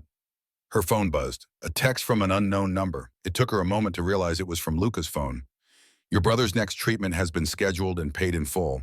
The hospital has been instructed to contact you only for appointment reminders, not billing issues.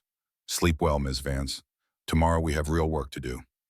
Mia stared at the message, feeling a complicated mixture of gratitude and guilt. This man, this criminal, had solved in one day what she had been unable to solve in months. He had given her brother a future she could not provide alone. And in exchange, she had agreed to help him protect an organization that operated outside the law. She looked at Leo, who had already returned to his homework, oblivious to the Faustian bargain his sister had just made on his behalf. Sometimes love required compromises that conscience could not quite justify. Mia was learning that lesson faster than she wanted to. But as she looked at her brother, healthy enough to complain about algebra homework because his treatments were now guaranteed, she knew she would make the same choice again. Ethics were important, but so was survival. And for now, in Luca DeLuca's shadow, she would learn to navigate the uncomfortable space between the two. Over the next 2 weeks, Mia fell into a routine that felt increasingly surreal. Mornings were spent at MIT, attending lectures on machine learning and ethical algorithm design. Afternoons and evenings were spent at the DeLuca estate, auditing systems and developing security protocols for an organization that existed in the shadows of legality. The contradiction should have torn her apart. Instead, she found herself adapting with a flexibility that both impressed and concerned her. Humans were remarkably good at normalizing the abnormal when survival demanded it. Enzo became her primary working partner. Despite his role in Luca's organization, he reminded her of her MIT classmates, brilliant and slightly awkward, more comfortable with code than conversation. They developed an efficient working rhythm, Mia identifying vulnerabilities while Enzo implemented the technical solutions. "You're good at this," Enzo said one afternoon as they reviewed network security logs. "Better than good. You see patterns I miss." "I'm trained to think about systems holistically," Mia replied. "Everything connects. Change one variable, and a dozen others shift. Most people only see the immediate problem. I see the cascade." That's exactly what Luca needs. Someone who can see the whole picture. Rocco was a different matter. The consigliere watched Mia with constant assessment, neither hostile nor friendly. She understood that trust in this world was not given freely. She would have to prove herself repeatedly before Rocco would view her as anything more than a necessary risk. Luca himself remained a study in controlled intensity. He attended their daily briefings, asked sharp questions, and made decisions with a speed that suggested he had already considered every angle before the conversation began. But he never wasted words, never engaged in small talk, never revealed anything beyond what was necessary for the work at hand, until the day they discovered the full scope of Thorne's betrayal. It was a Thursday afternoon. Mia and Enzo were deep in the communication system audit when Enzo suddenly went very still, his eyes fixed on his screen. "What is it?" Mia asked. "Pull up the data from the encrypted message backup. 3 months ago, August 14th. Mia navigated to the specified date and opened the archived messages. At first, she saw nothing unusual. Standard operational communications, territory updates, financial reports. Then Enzo highlighted a specific message thread. "Look at the metadata." Mia examined the technical details embedded in the message file, the timestamp, sender information, routing data, and there, buried in what should have been routine information, was an anomaly. "This message was accessed from an external IP address," she said slowly.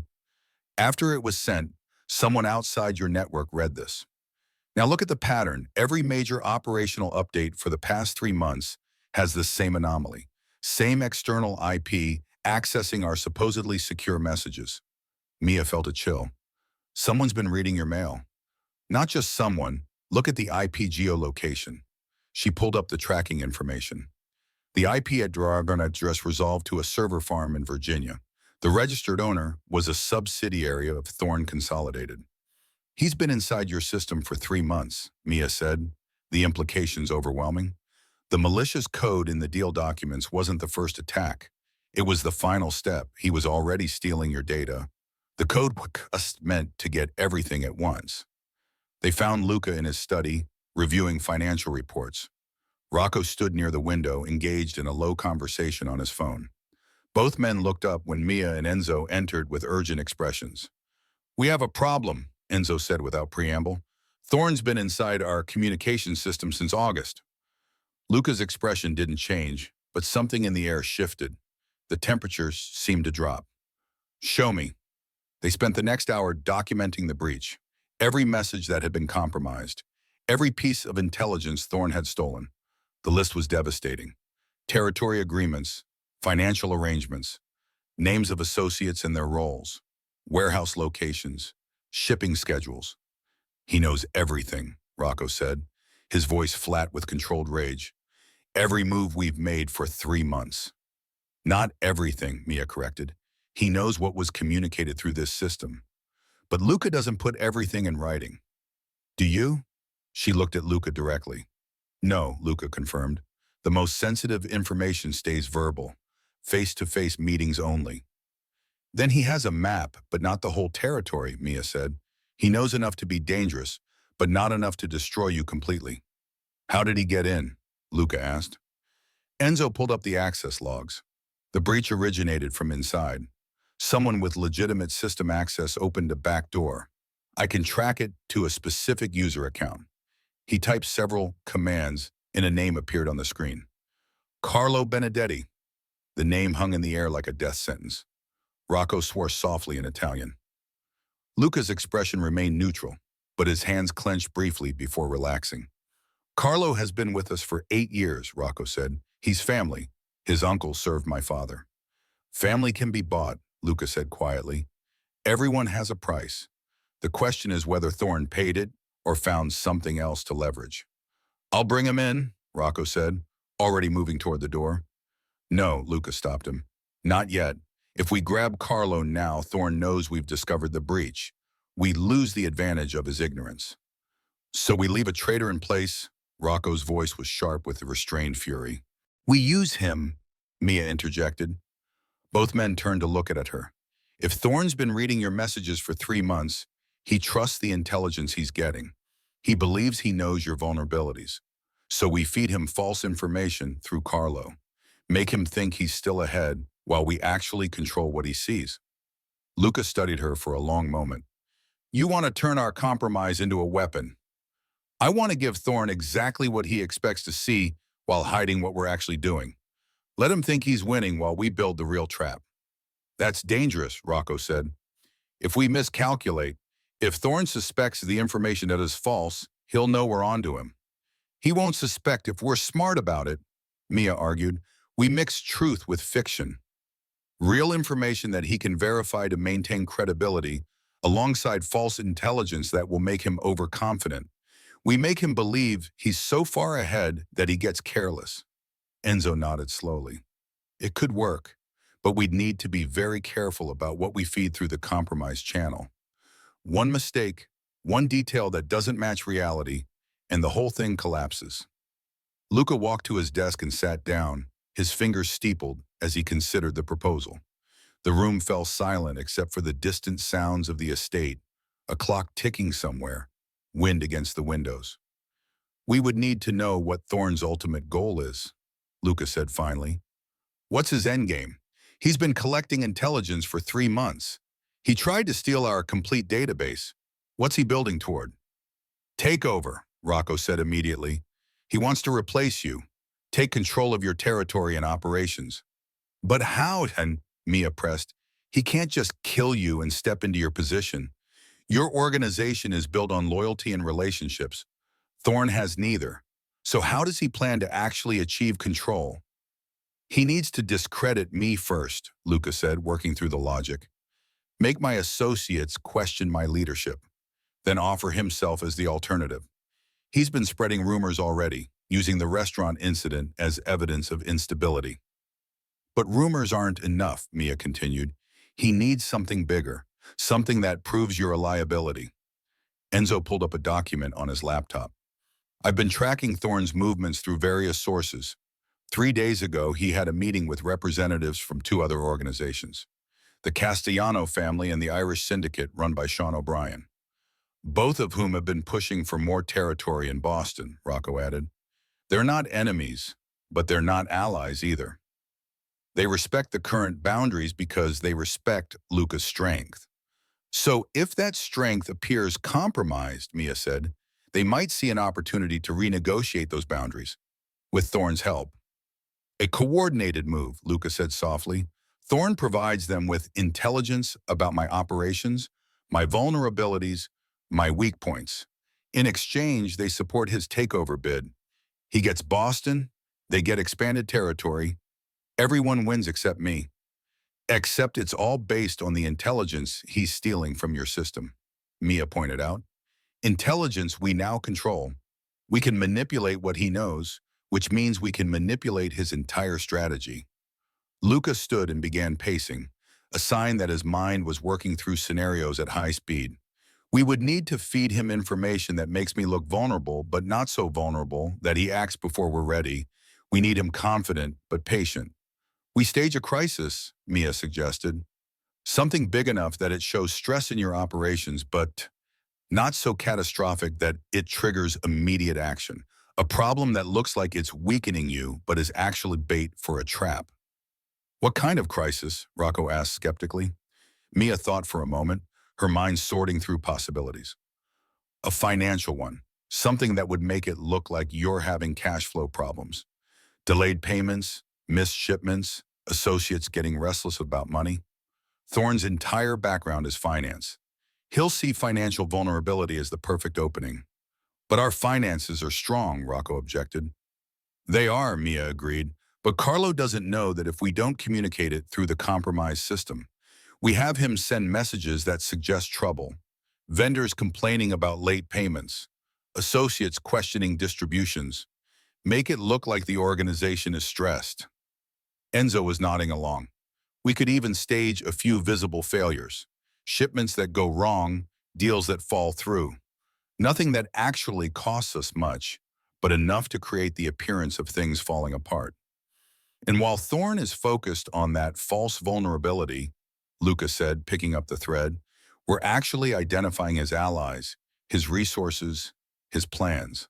We let him think he's winning while we build a case that will destroy him. Not just destroy him, Mia said, expose him. Make his betrayal so public and so undeniable that no one in your world would ever work with him again. Rocco looked at Luca. This is risky, boss. A lot of moving parts, a lot of ways it could go wrong. Everything is risky, Luca replied. The question is whether the risk is worth the potential reward. And in this case, the reward is not just surviving Thorne's attack, but eliminating him as a threat permanently. He turned to Mia. You understand that if this plan fails, you're tied to that failure. Thorne will know you helped design the trap. That makes you a target. I became a target the moment I accepted your offer, Mia said.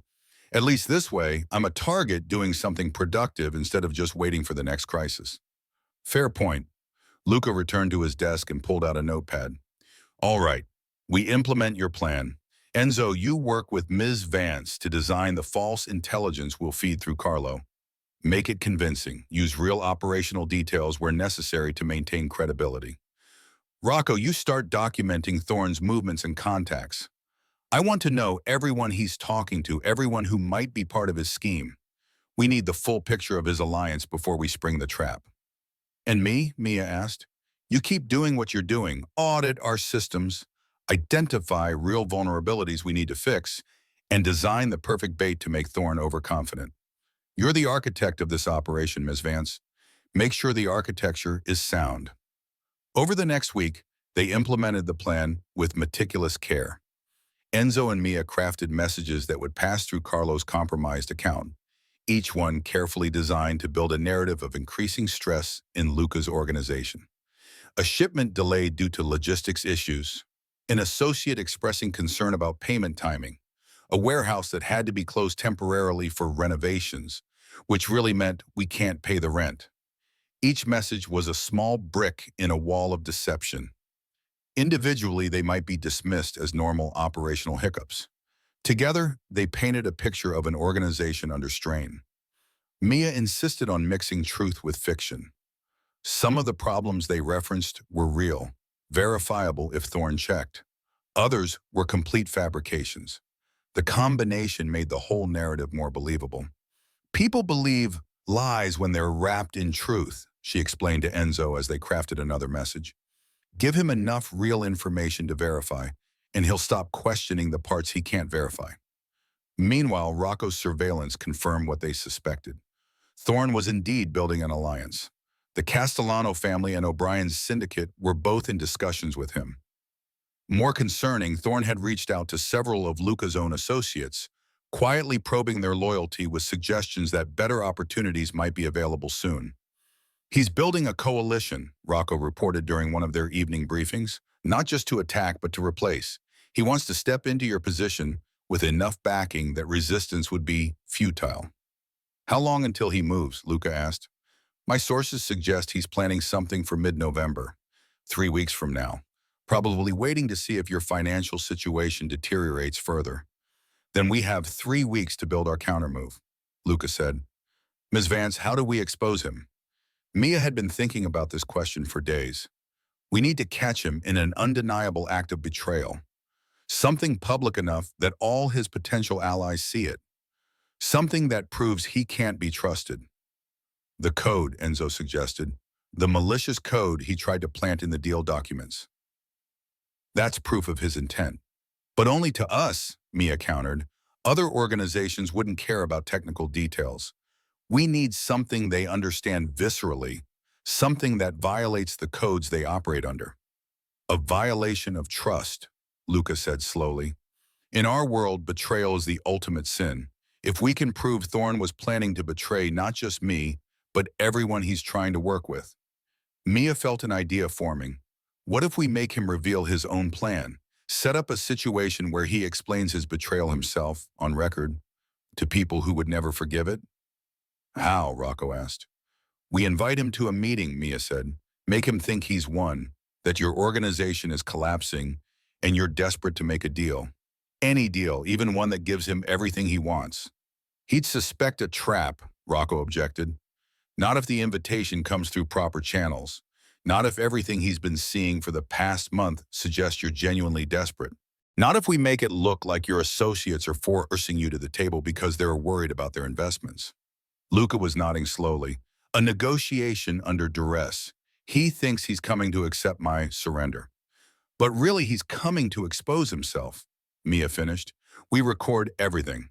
We make sure representatives from the families he's courting are present, hidden perhaps, but present. And we get him to admit what he's been doing. The intelligence gathering, the planned takeover, the betrayals he's been coordinating. And when the Castellanos and O'Brien hear him admit he was planning to manipulate them too, Enzo said, they'll turn on him immediately. No one wants to work with someone who can't be trusted, Mia said. If we can prove Thorne is fundamentally untrustworthy, he becomes radioactive. No one will touch him. His whole power base collapses. Rocco looked at Luca. This could work. It's complex, a lot of moving parts, but the logic is sound. The question, Luca said, is whether we can execute it properly. Ms. Vance, you understand you're proposing we invite a dangerous man into our home and manipulate him into confessing crimes against people who kill for lesser offenses? I understand, Mia said. But I also understand that if we don't stop him now, he'll keep coming. Better to end this decisively than spend years watching our backs. Spoken like someone who's spent time in this world, Luca observed.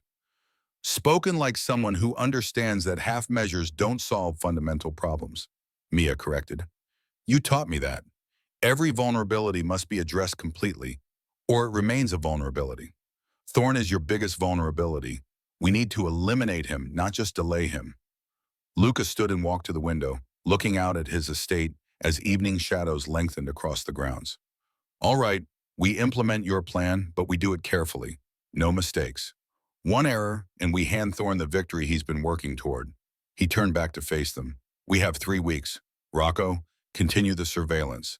I want to know every person Thorne talks to, every meeting he takes. Enzo, keep feeding the false intelligence through Carlo. Escalate the narrative. Make it look like we're approaching crisis point. And Ms. Vance, he looked at Mia directly, you design the trap, the meeting, the recording, the logistics of exposing Thorne in a way that guarantees he can't recover. Make it perfect. I will, Mia promised.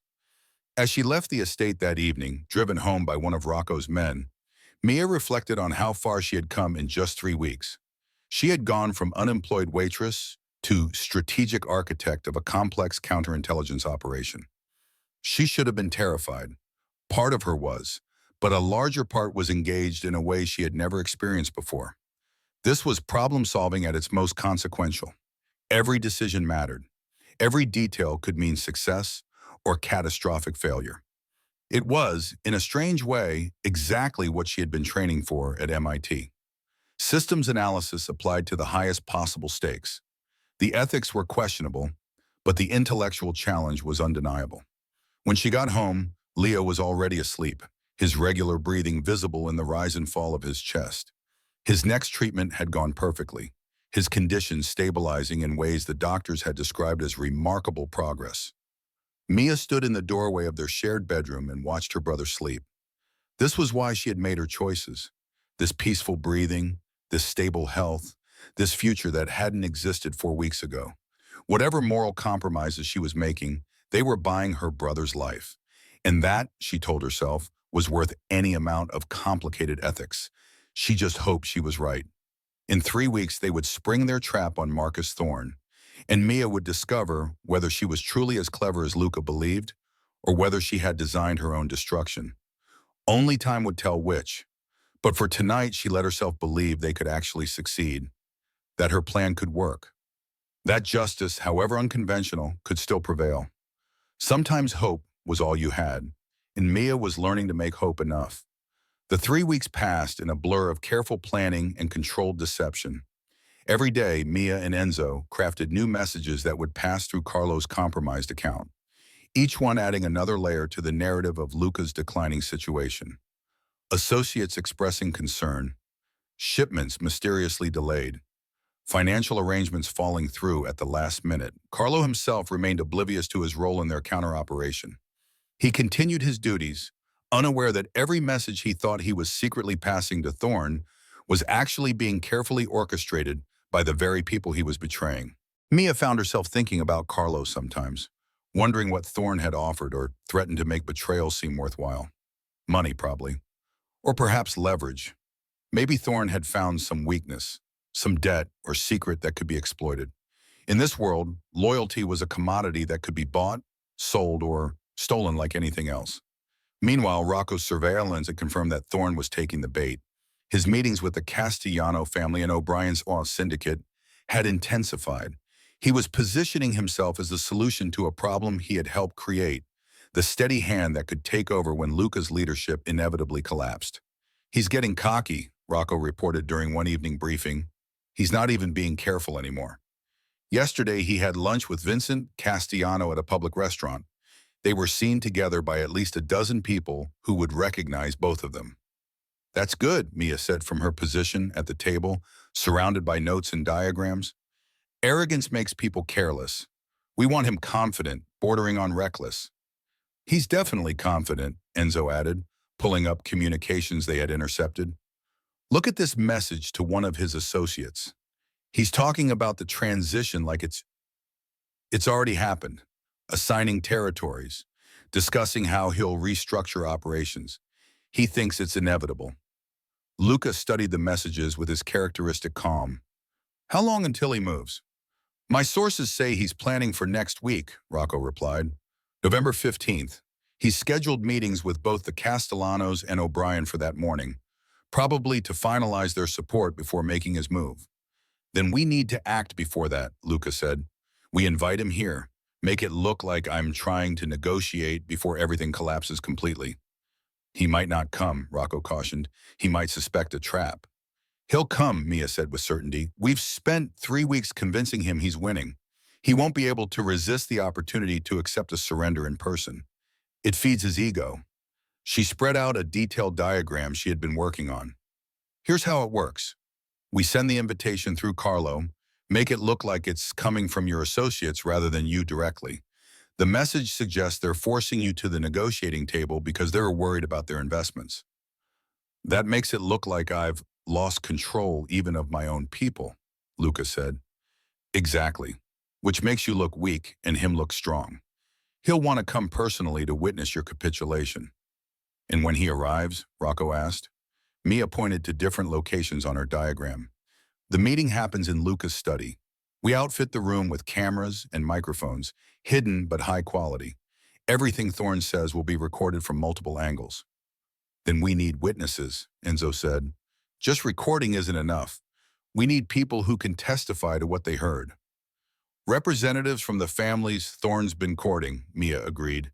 "But they can't know they're being set up as witnesses. If they think it's a trap, they'll warn Thorne or simply not show up." "So we invite them under false pretenses," Luca said, following her logic.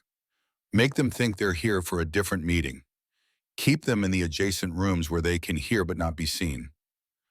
The library shares a wall with your study, Rocco noted. We could position the Castellano representative there, and the sitting room on the other side could hold O'Brien's man.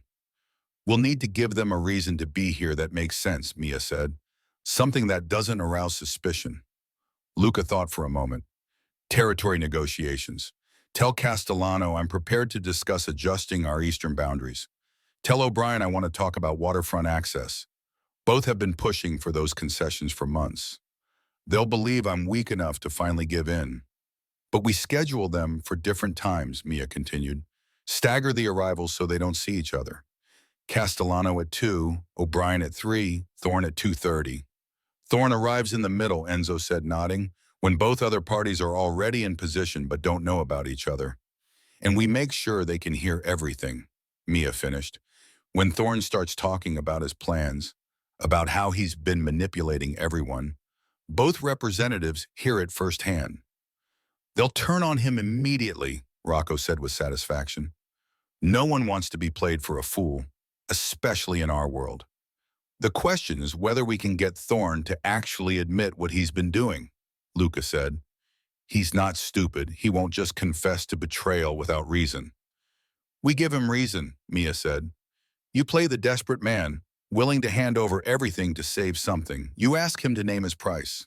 Make him feel so confident that he explains exactly how he outmaneuvered you. Arrogant men love explaining how clever they've been, especially to the people they've defeated. You're asking me to perform weakness, Luca observed, to pretend I've been broken. I'm asking you to give Thorne exactly what he expects to see. He thinks you're finished.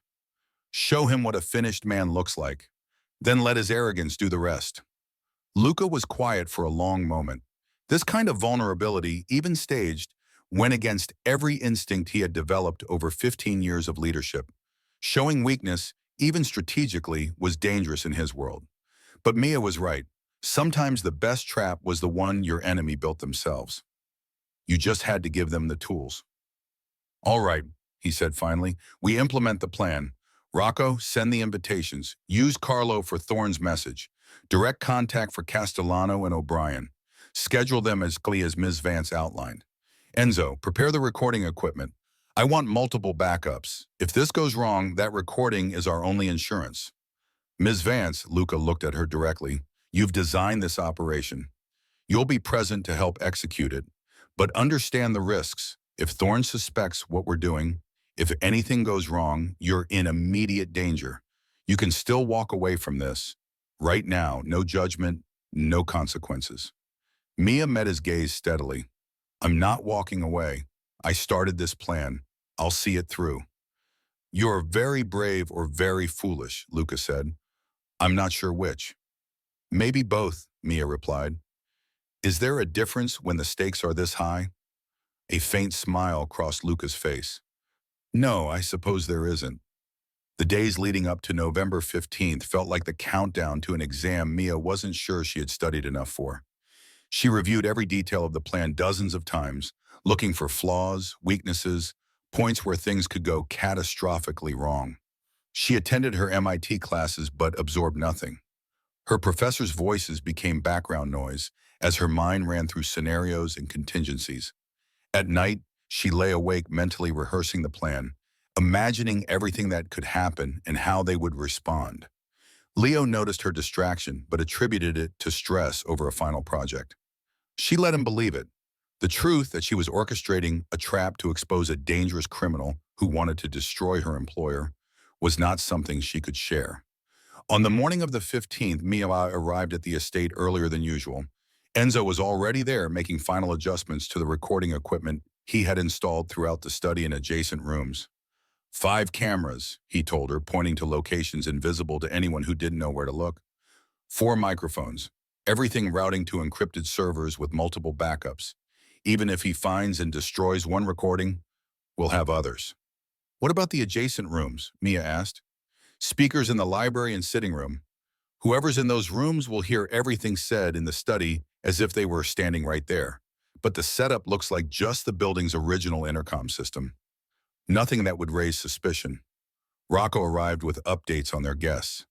Castellano's representative, Marco, is confirmed for 2 o'clock. O'Brien's sending his nephew, Patrick. Both think they're here for legitimate negotiations. Neither knows about the other. And Thorne? Luke asked. He confirmed this morning, 2:30. The message came through Carlo's account. Thorne thinks you are desperate enough to make a deal, any deal, to stop your organization's collapse. Then we're ready, Mia said, though her stomach was tight with anxiety. The morning dragged with excruciating slowness. Luca spent it in his study, reviewing documents and making phone calls, performing normalcy while they all waited for the trap to spring. Mia and Enzo stayed in a guest room that had been converted into a monitoring station, watching feeds from all the cameras, ensuring the technology worked perfectly. At 1:45, Marco Castellano arrived. He was a man in his 50s, expensive suit, careful movements. Rocco greeted him and led him to the library, explaining that Luca was finishing another meeting, but would be ready shortly. Marco settled into one of the leather chairs with a glass of whiskey, apparently content to wait. At 2:15, Patrick O'Brien showed up. He was younger, maybe 30, with a kind of casual confidence that came from being the nephew of someone powerful. Rocco took him to the sitting room with the same explanation. A brief delay before the meeting could begin. Both men were now in position, separated by walls and ignorance, each thinking they were alone and waiting for their own negotiation. At 2:28, a black sedan pulled up to the estate's entrance. Marcus Thorne emerged, straightening his suit jacket and checking his appearance in the car's window. Even from the camera feed, Mia could see his expression. Confident, satisfied, a man who believed he was about to witness his victory. Rocco met him at the door and led him directly to Luca's study. No waiting for Thorne. That would be suspicious. The defeated man had no leverage to make powerful visitors wait. Mia watched the monitors as Thorne entered the study. Luca stood behind his desk, and for a moment, Mia was struck by how different he looked. The man who had commanded respect through calm authority now appeared worn down. His suit was slightly disheveled. His posture was tired. His expression carried the weight of defeat. It was a masterful performance. Even knowing it was an act, Mia almost believed it. Marcus, Luca said, his voice heavy with resignation. Thank you for coming. Luca, Thorne replied, settling into the chair across from the desk with casual ownership. I have to say I was surprised to receive your invitation, though not entirely surprised given recent developments. Recent developments, Luca repeated bitterly. You mean the systematic collapse of everything I've built? I mean the natural consequences of poor leadership, Thorne said with false sympathy. These things happen. Organizations grow beyond one man's ability to manage them. It's not a failure, just reality. Is that what you call it, reality? Luca poured whiskey for both of them, his hand deliberately unsteady. It feels more like sabotage. Thorne accepted the glass with a smile. Sabotage would imply someone working against you deliberately. I've heard your troubles are internal. Associates losing confidence, financial strain, operational failures. Those are management issues, Luca, not sabotage. In the monitoring room, Mia watched Thorne's expression. He was enjoying this. Every word was calculated to twist the knife while maintaining plausible deniability. In the library, Marco Castellano had gone very still, his attention focused on the voice coming through the speaker that he probably thought was just building acoustics. In the sitting room, Patrick O'Brien had set down his phone, his expression curious. Management issues, Luca said slowly. Tell me, Marcus, how does someone manage against an enemy they can't see? Against betrayal that comes from inside their own operations? Are you suggesting someone inside your organization has been disloyal? Thorne asked, his tone perfectly calibrated between concern and condescension. I'm suggesting, Luca said, leaning forward, that someone has been reading my communications for months. Someone has been stealing intelligence and using it to undermine every move I make. Someone who wants to replace me. For just a moment, Thorne's expression flickered. A flash of something, calculation perhaps, or concern. Then his mask of sympathy returned. That's a serious accusation, he said. Do you have any proof? Enough to know it's happening. Not quite enough to know who. Luca picked up his whiskey glass and stared into it. But I know why. Someone sees weakness and wants to exploit it. Someone thinks they can do better than I have. Maybe they're right. Luca, you can't think like that, Thorne said, his voice dripping with false concern. You've built something impressive. Yes, you're facing challenges now, but that doesn't mean you should just surrender. What if I want to surrender? Luca asked. And the vulnerability in his voice was so convincing that even Mia, who knew it was an act, felt a twist of sympathy. What if I'm tired of fighting battles I can't win? What if I want to make a deal with whoever's been undermining me? Give them what they want before they take it by force. Thorne leaned back in his chair, studying Luca with new interest. What exactly are you proposing?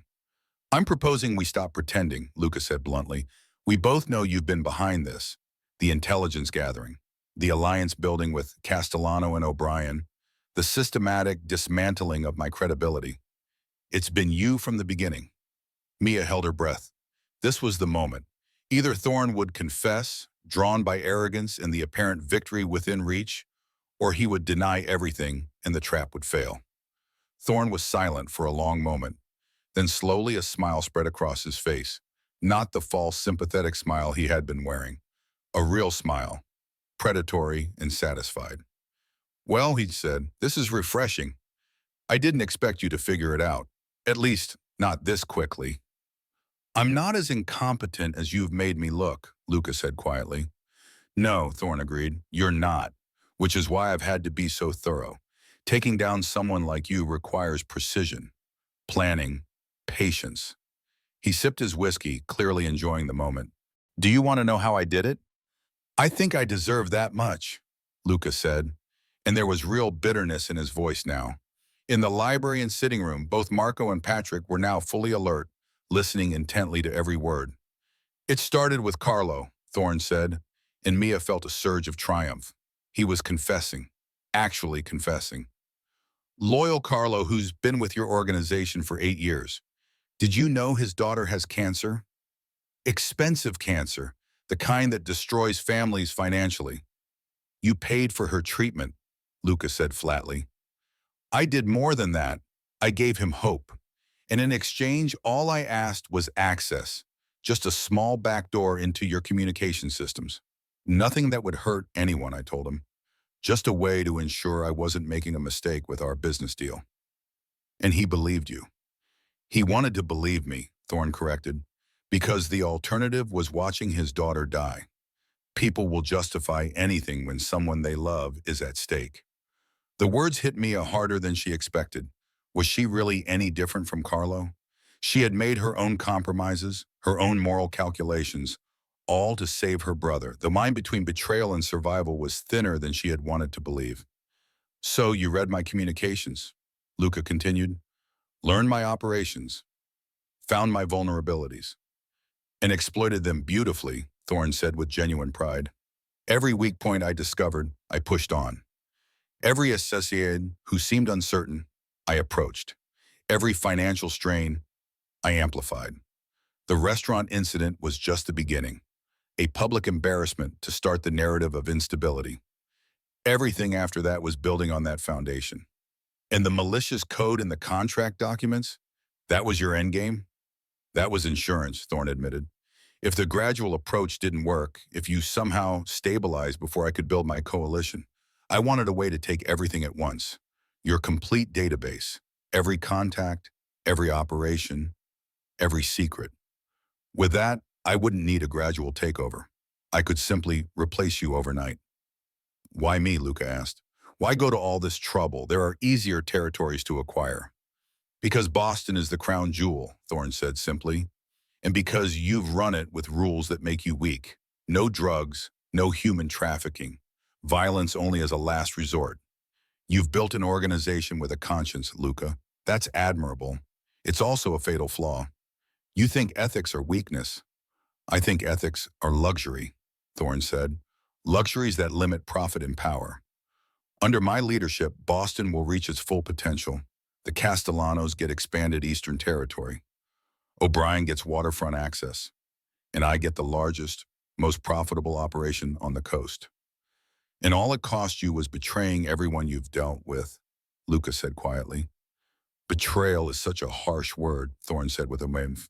I prefer to think of it as optimizing outcomes. Everyone gets something they want. Yes, you lose. But that was inevitable from the moment you chose conscience over capability. In the library, Marco Castellano had stood up, his face dark with fury. In the sitting room, Patrick O'Brien was on his phone, typing furiously. In the study, Luca's expression changed.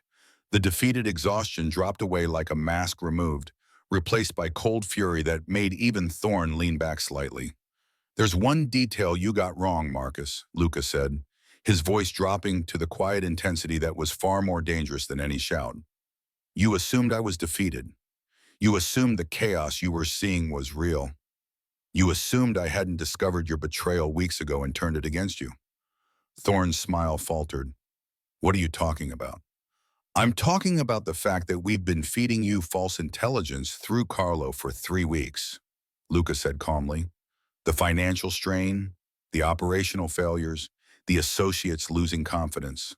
All of it carefully crafted to make you overconfident, to make you cocky enough to come here and confess everything." The color drained from Thorne's face. "You're lying." "I'm not," Luca said.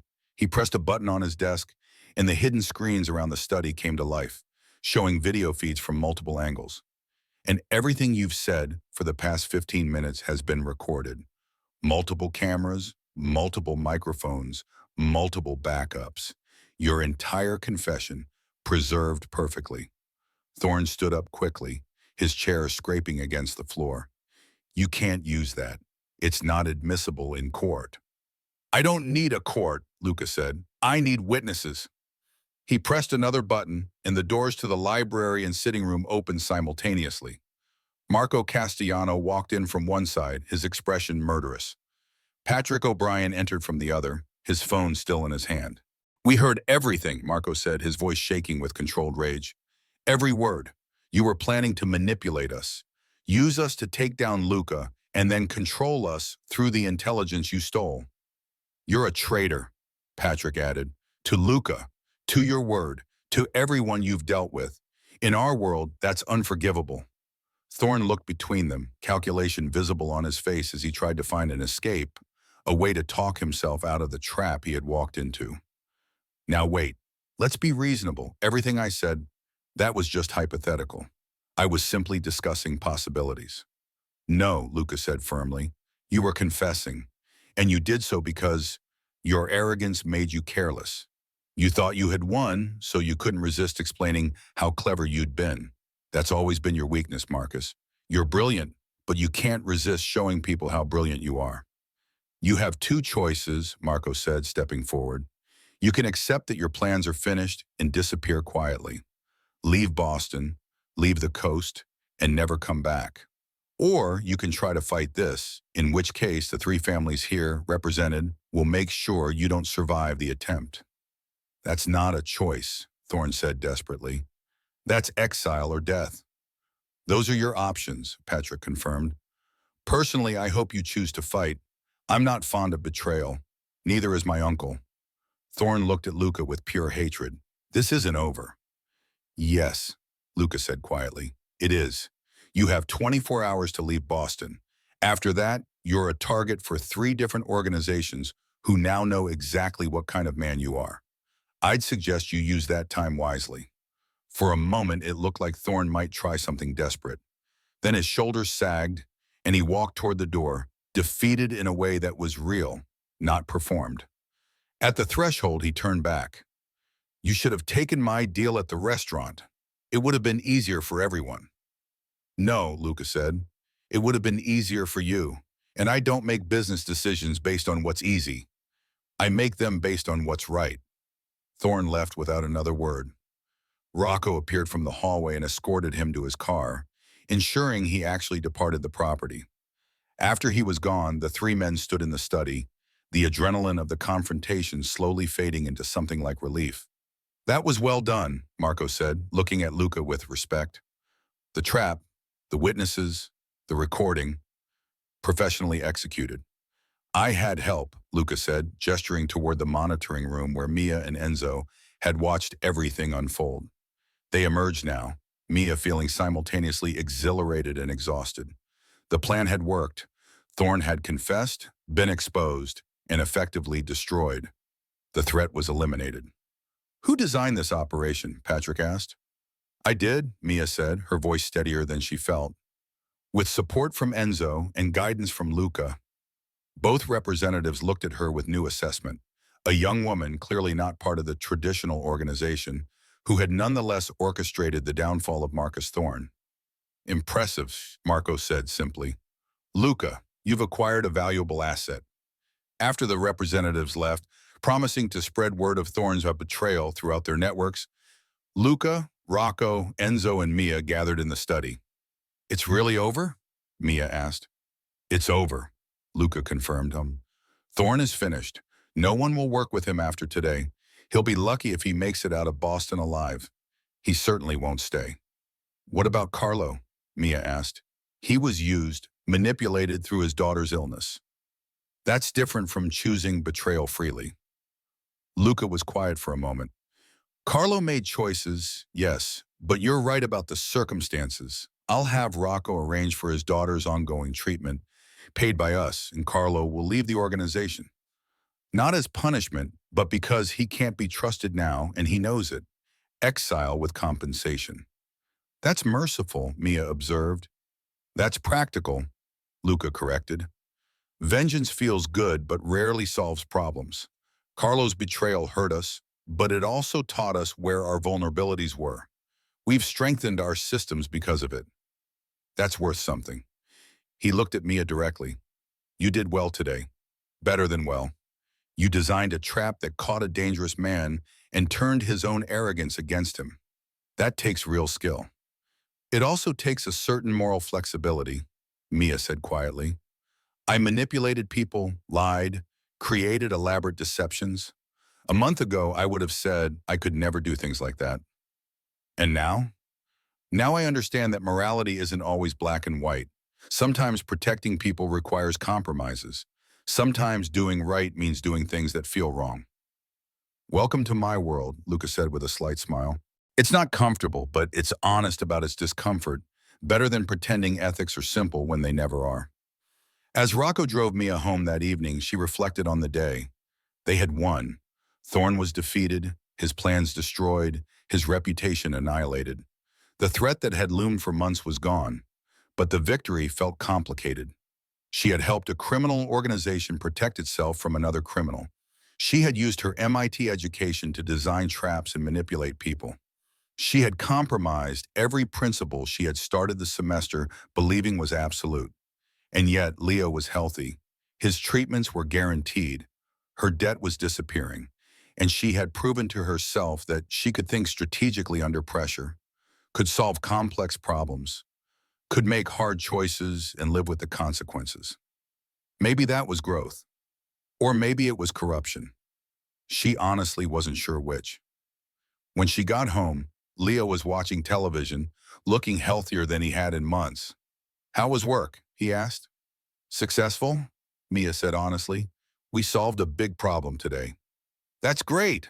Leo's smile was bright, uncomplicated, untouched by the moral ambiguities that had defined her day.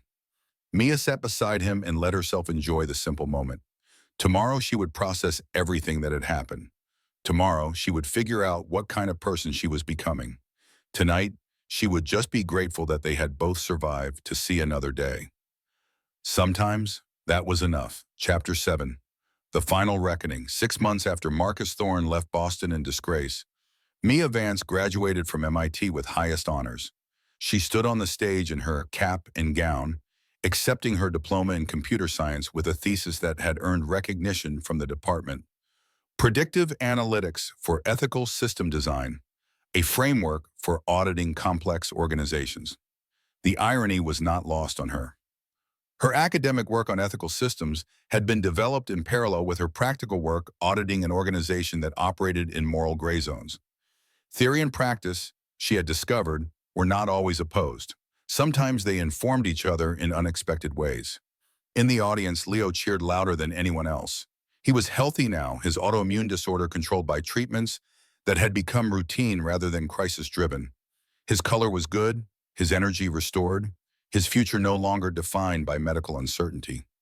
Also in the audience, though few would recognize him, sat Luca DeLuca. He wore a simple dark suit and sat toward the back, his presence discreet but deliberate. He had asked if she wanted him there, and surprisingly she had said yes. Whatever complicated relationship they had developed over the past months, it deserved acknowledgement. He had changed her life in ways both troubling and transformative.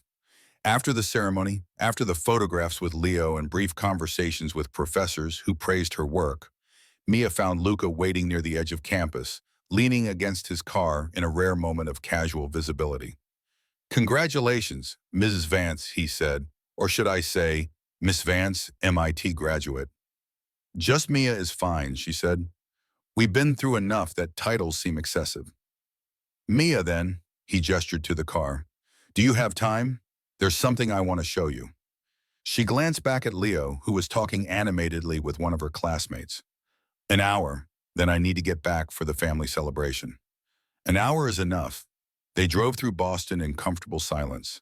In the months since Thorne's exposure, their working relationship had evolved into something that resembled actual friendship, though neither would have used that word. She was no longer just an analyst solving problems. She had become a trusted advisor, someone Luca consulted on matters beyond technical security. The DeLuca organization had changed too. The vulnerabilities Mia had identified had been addressed systematically. The operations were tighter, more secure, less vulnerable to the kind of attack Thorne had attempted. But more than that, the ethical framework she had advocated for had been strengthened. Rules against certain activities were now encoded into the operational systems themselves, making violations more difficult and more visible. "We're not perfect," Luca had told her once, "but we're better. That's worth something." Now he drove to a building Mia didn't recognize, a renovated brownstone in a transitional neighborhood that was gentrifying but not yet fully transformed. He parked and led her inside, up 2 flights of stairs, and unlocked a door to a spacious office suite. The space was empty but full of potential. Large windows let in afternoon light. The layout suggested multiple work areas. The location was convenient to both MIT and downtown Boston. "What is this?" Mia asked. "Your office," Luca said simply. "If you want it." She turned to look at him, surprised. "What? You're graduating. I assume you've been considering what comes next. Job offers from tech companies. Graduate school, perhaps. Traditional paths for someone with your credentials." He walked to the window and looked out at the street below. "I'm offering you an alternative. I already work for you. You work for me part-time while finishing school. I'm proposing something different. Your own operation, independent consulting. You'd audit organizations, any organizations, not just mine. Use your skills to identify vulnerabilities, design ethical frameworks, help companies, legitimate and otherwise, operate more cleanly." Mia processed this slowly. "You want me to start my own business?" "I want you to build something that matters," Luca corrected. "You've spent 6 months helping me strengthen my operations, but you could do that for others. There are plenty of organizations, criminal and legitimate, that need exactly what you offer. A perspective that combines technical expertise with ethical consideration. Most security consultants focus on protection. You focus on preventing the conditions that make protection necessary. And you'd fund this." "I'd invest in this," Luca said, "as your first client and silent partner. You'd maintain full operational independence. Choose your own clients. Set your own terms. I get priority access to your expertise, but I don't control you." He pulled an envelope from his jacket pocket and handed it to her. "That's the formal proposal. Funding for the first year, enough to hire a small staff if you want. Office lease paid through the initial period. Full legal support for setting up the business structure." Mia opened the envelope and scanned the documents inside. The numbers were generous, not overwhelming, enough to build something real without making her beholden to obligations she couldn't meet. "Why you wasting your time?" he asked. "Why invest in this when you could just keep me on your payroll?" "Because you're too valuable to keep trapped in my world alone," Luca said honestly. "You have a gift, Mia. You see systems in ways most people can't. You understand that ethics and pragmatism aren't opposites. They're different tools for solving the same problems. That perspective is rare. It should be available to more than just me. He paused, then added, and selfishly, I benefit from you having a broader perspective. If you only work for me, you only see my problems. If you work for others too, you learn things that make you better at helping me. Everyone wins. Mia walked through the empty office, imagining what it could become. A space dedicated to the kind of work she had discovered she was good at. Analysis, system design, ethical framework development, problems that engaged her intellectually while serving purposes that mattered. I'd need to maintain boundaries, she said. There are organizations I wouldn't work for, activities I wouldn't support. Understood your ethics, your choices, and if those choices sometimes conflict with your interests, then we have a conversation about it, Lucas said. Like adults, like partners. I'm not looking for an employee, Mia. I'm looking for an ally. Someone whose judgment I trust, even when it contradicts my own preferences. She thought about the past 6 months, about how she had gone from desperate waitress to trusted advisor, about the compromises she had made and the principles she had maintained despite everything, about Leo's health and her own growth, and the complicated space between moral purity and practical effectiveness. I'll need time to think about it, she said finally. Of course, take a week. 2 if you need it. The offer doesn't expire. As they drove back to campus, Mia's phone buzzed with a text from Enzo. Congratulations on graduation. Also, new project just came in. Interested? She smiled at the message. Enzo had become a genuine friend over the months, someone who understood the technical challenges and ethical complications of their work. They had developed a partnership that felt natural, complementary skills combining into something more effective than either could achieve alone. That evening, after the family celebration with Leo and a few close friends, Mia sat in their apartment and really considered Luca's offer. She pulled up her laptop and began making lists, a habit from her MIT days. Pros and cons, opportunities and risks, questions that needed answering. Pros, independence, her own operation, her own choices, meaningful work, actually making organizations more ethical, not just more secure. Financial stability, Leo's treatment secured long-term. Challenge, every new client would be a new complex problem to solve. Growth, she'd learn constantly, across different industries and organizational types. Cons, moral ambiguity.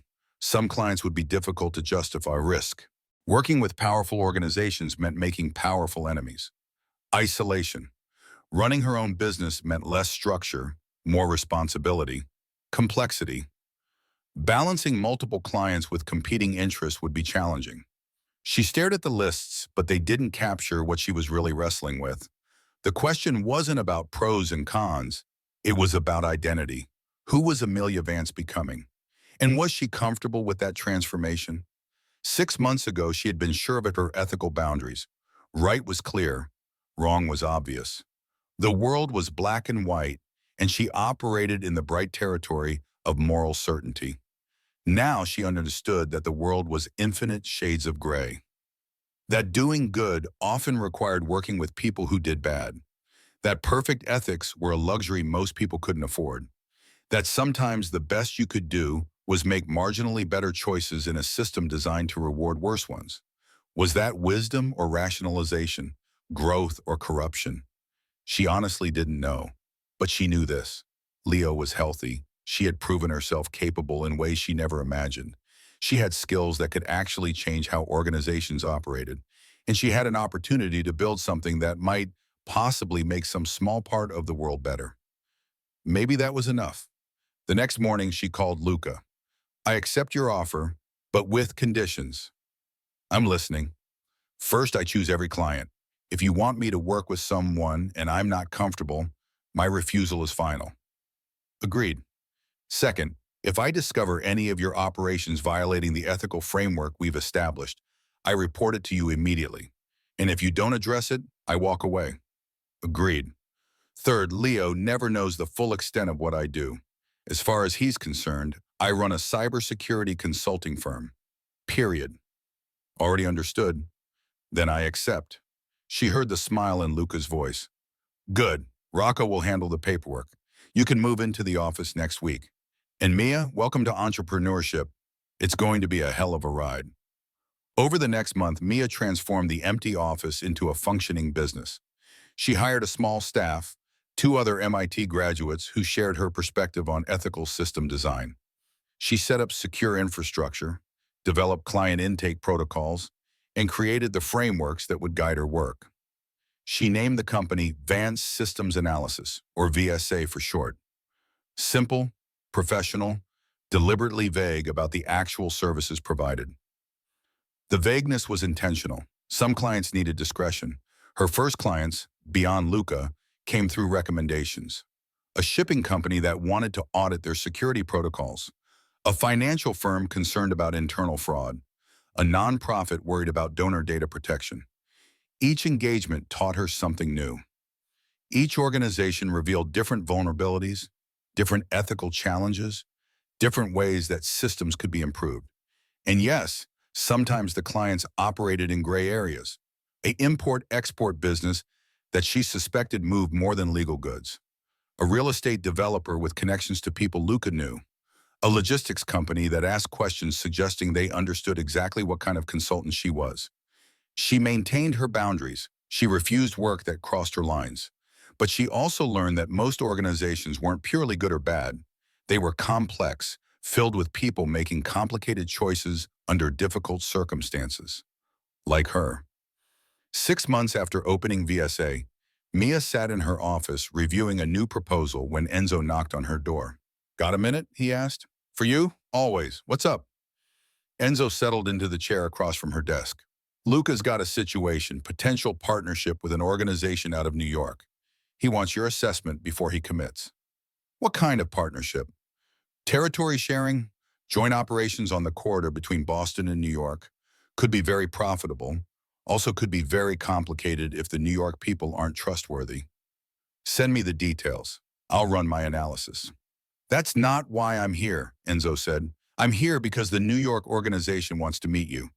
They've heard about you somehow, about how you helped with the Thorn situation. They want their own analyst like you." Mia leaned back in her chair. "They want me to train someone?" "They want you to evaluate their operations. Full audit, security, ethics, vulnerabilities. They're willing to pay double your usual rate." "And Luca's okay with this?" "It was his idea. He thinks if you audit them, he'll know whether they're trustworthy based on your assessment. You're effectively doing due diligence for his potential partnership." Mia considered this. It was exactly the kind of work she had built VSA to do. Complex, challenging, serving multiple purposes at once. And it would expand her reputation beyond just being Luca's consultant. "Set up the meeting," she said. "Let's see what New York has to offer." 2 weeks later, Mia found herself in a Manhattan office that felt similar to Luca's study. Dark wood, amber light, the smell of leather and money. The man across from her, Vincent Romano, had Luca's same controlled intensity, the same calculated calm. "Ms. Vance," he said, "I've heard impressive things about your work. Luca speaks very highly of you." "Luca exaggerates," Mia replied. "I just do analysis, nothing miraculous." Analysis that helped him survive Marcus Thorne's betrayal. Analysis that strengthened his operations significantly. I'd call that more than just analysis. They talked for 2 hours. Romano explained his organization, his challenges, his concerns about internal security. He was refreshingly honest about the nature of his business. No pretense that this was purely legitimate enterprise. "I'm not asking you to approve of what I do," Romano said. "I'm asking you to help me do it more safely and more ethically. Lucas told me about the frameworks you've developed, the rules encoded into operations. I want that for my people." "Why?" Mia asked directly. "Odd organizations in your world don't care about ethics beyond avoiding prosecution." "Because ethics are practical," Romano said, echoing words Mia had heard from Luca. "Violence is expensive. Drugs bring too much law enforcement attention. Human trafficking makes enemies of everyone. I run operations that serve actual needs without destroying communities. Your frameworks would help me maintain those boundaries." It was the same rationalization Luca used, the same logic that had convinced Mia to work with him in the first place. And she found it compelling again. "I'll do the audit," she said, But I maintain independence. If I find things I can't accept, I'll tell you directly, and you'll address them or I walk away. Fair enough? Over the following months, VSA grew. New clients, bigger projects, a reputation as the consultant who could solve problems others missed. Mia hired more staff, expanded the office, developed proprietary analysis tools that became sought after across multiple industries. She presented at conferences, published papers in academic journals, became a recognized expert in ethical system design. Her MIT professors cited her work. Other graduates sought her advice.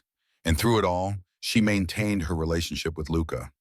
He remained her primary client, but also something like a mentor, someone who understood the complicated space she operated in and never judged the compromises she made. One evening, almost a year after she graduated, Mia and Luca sat in his study reviewing the quarterly assessment of his operations.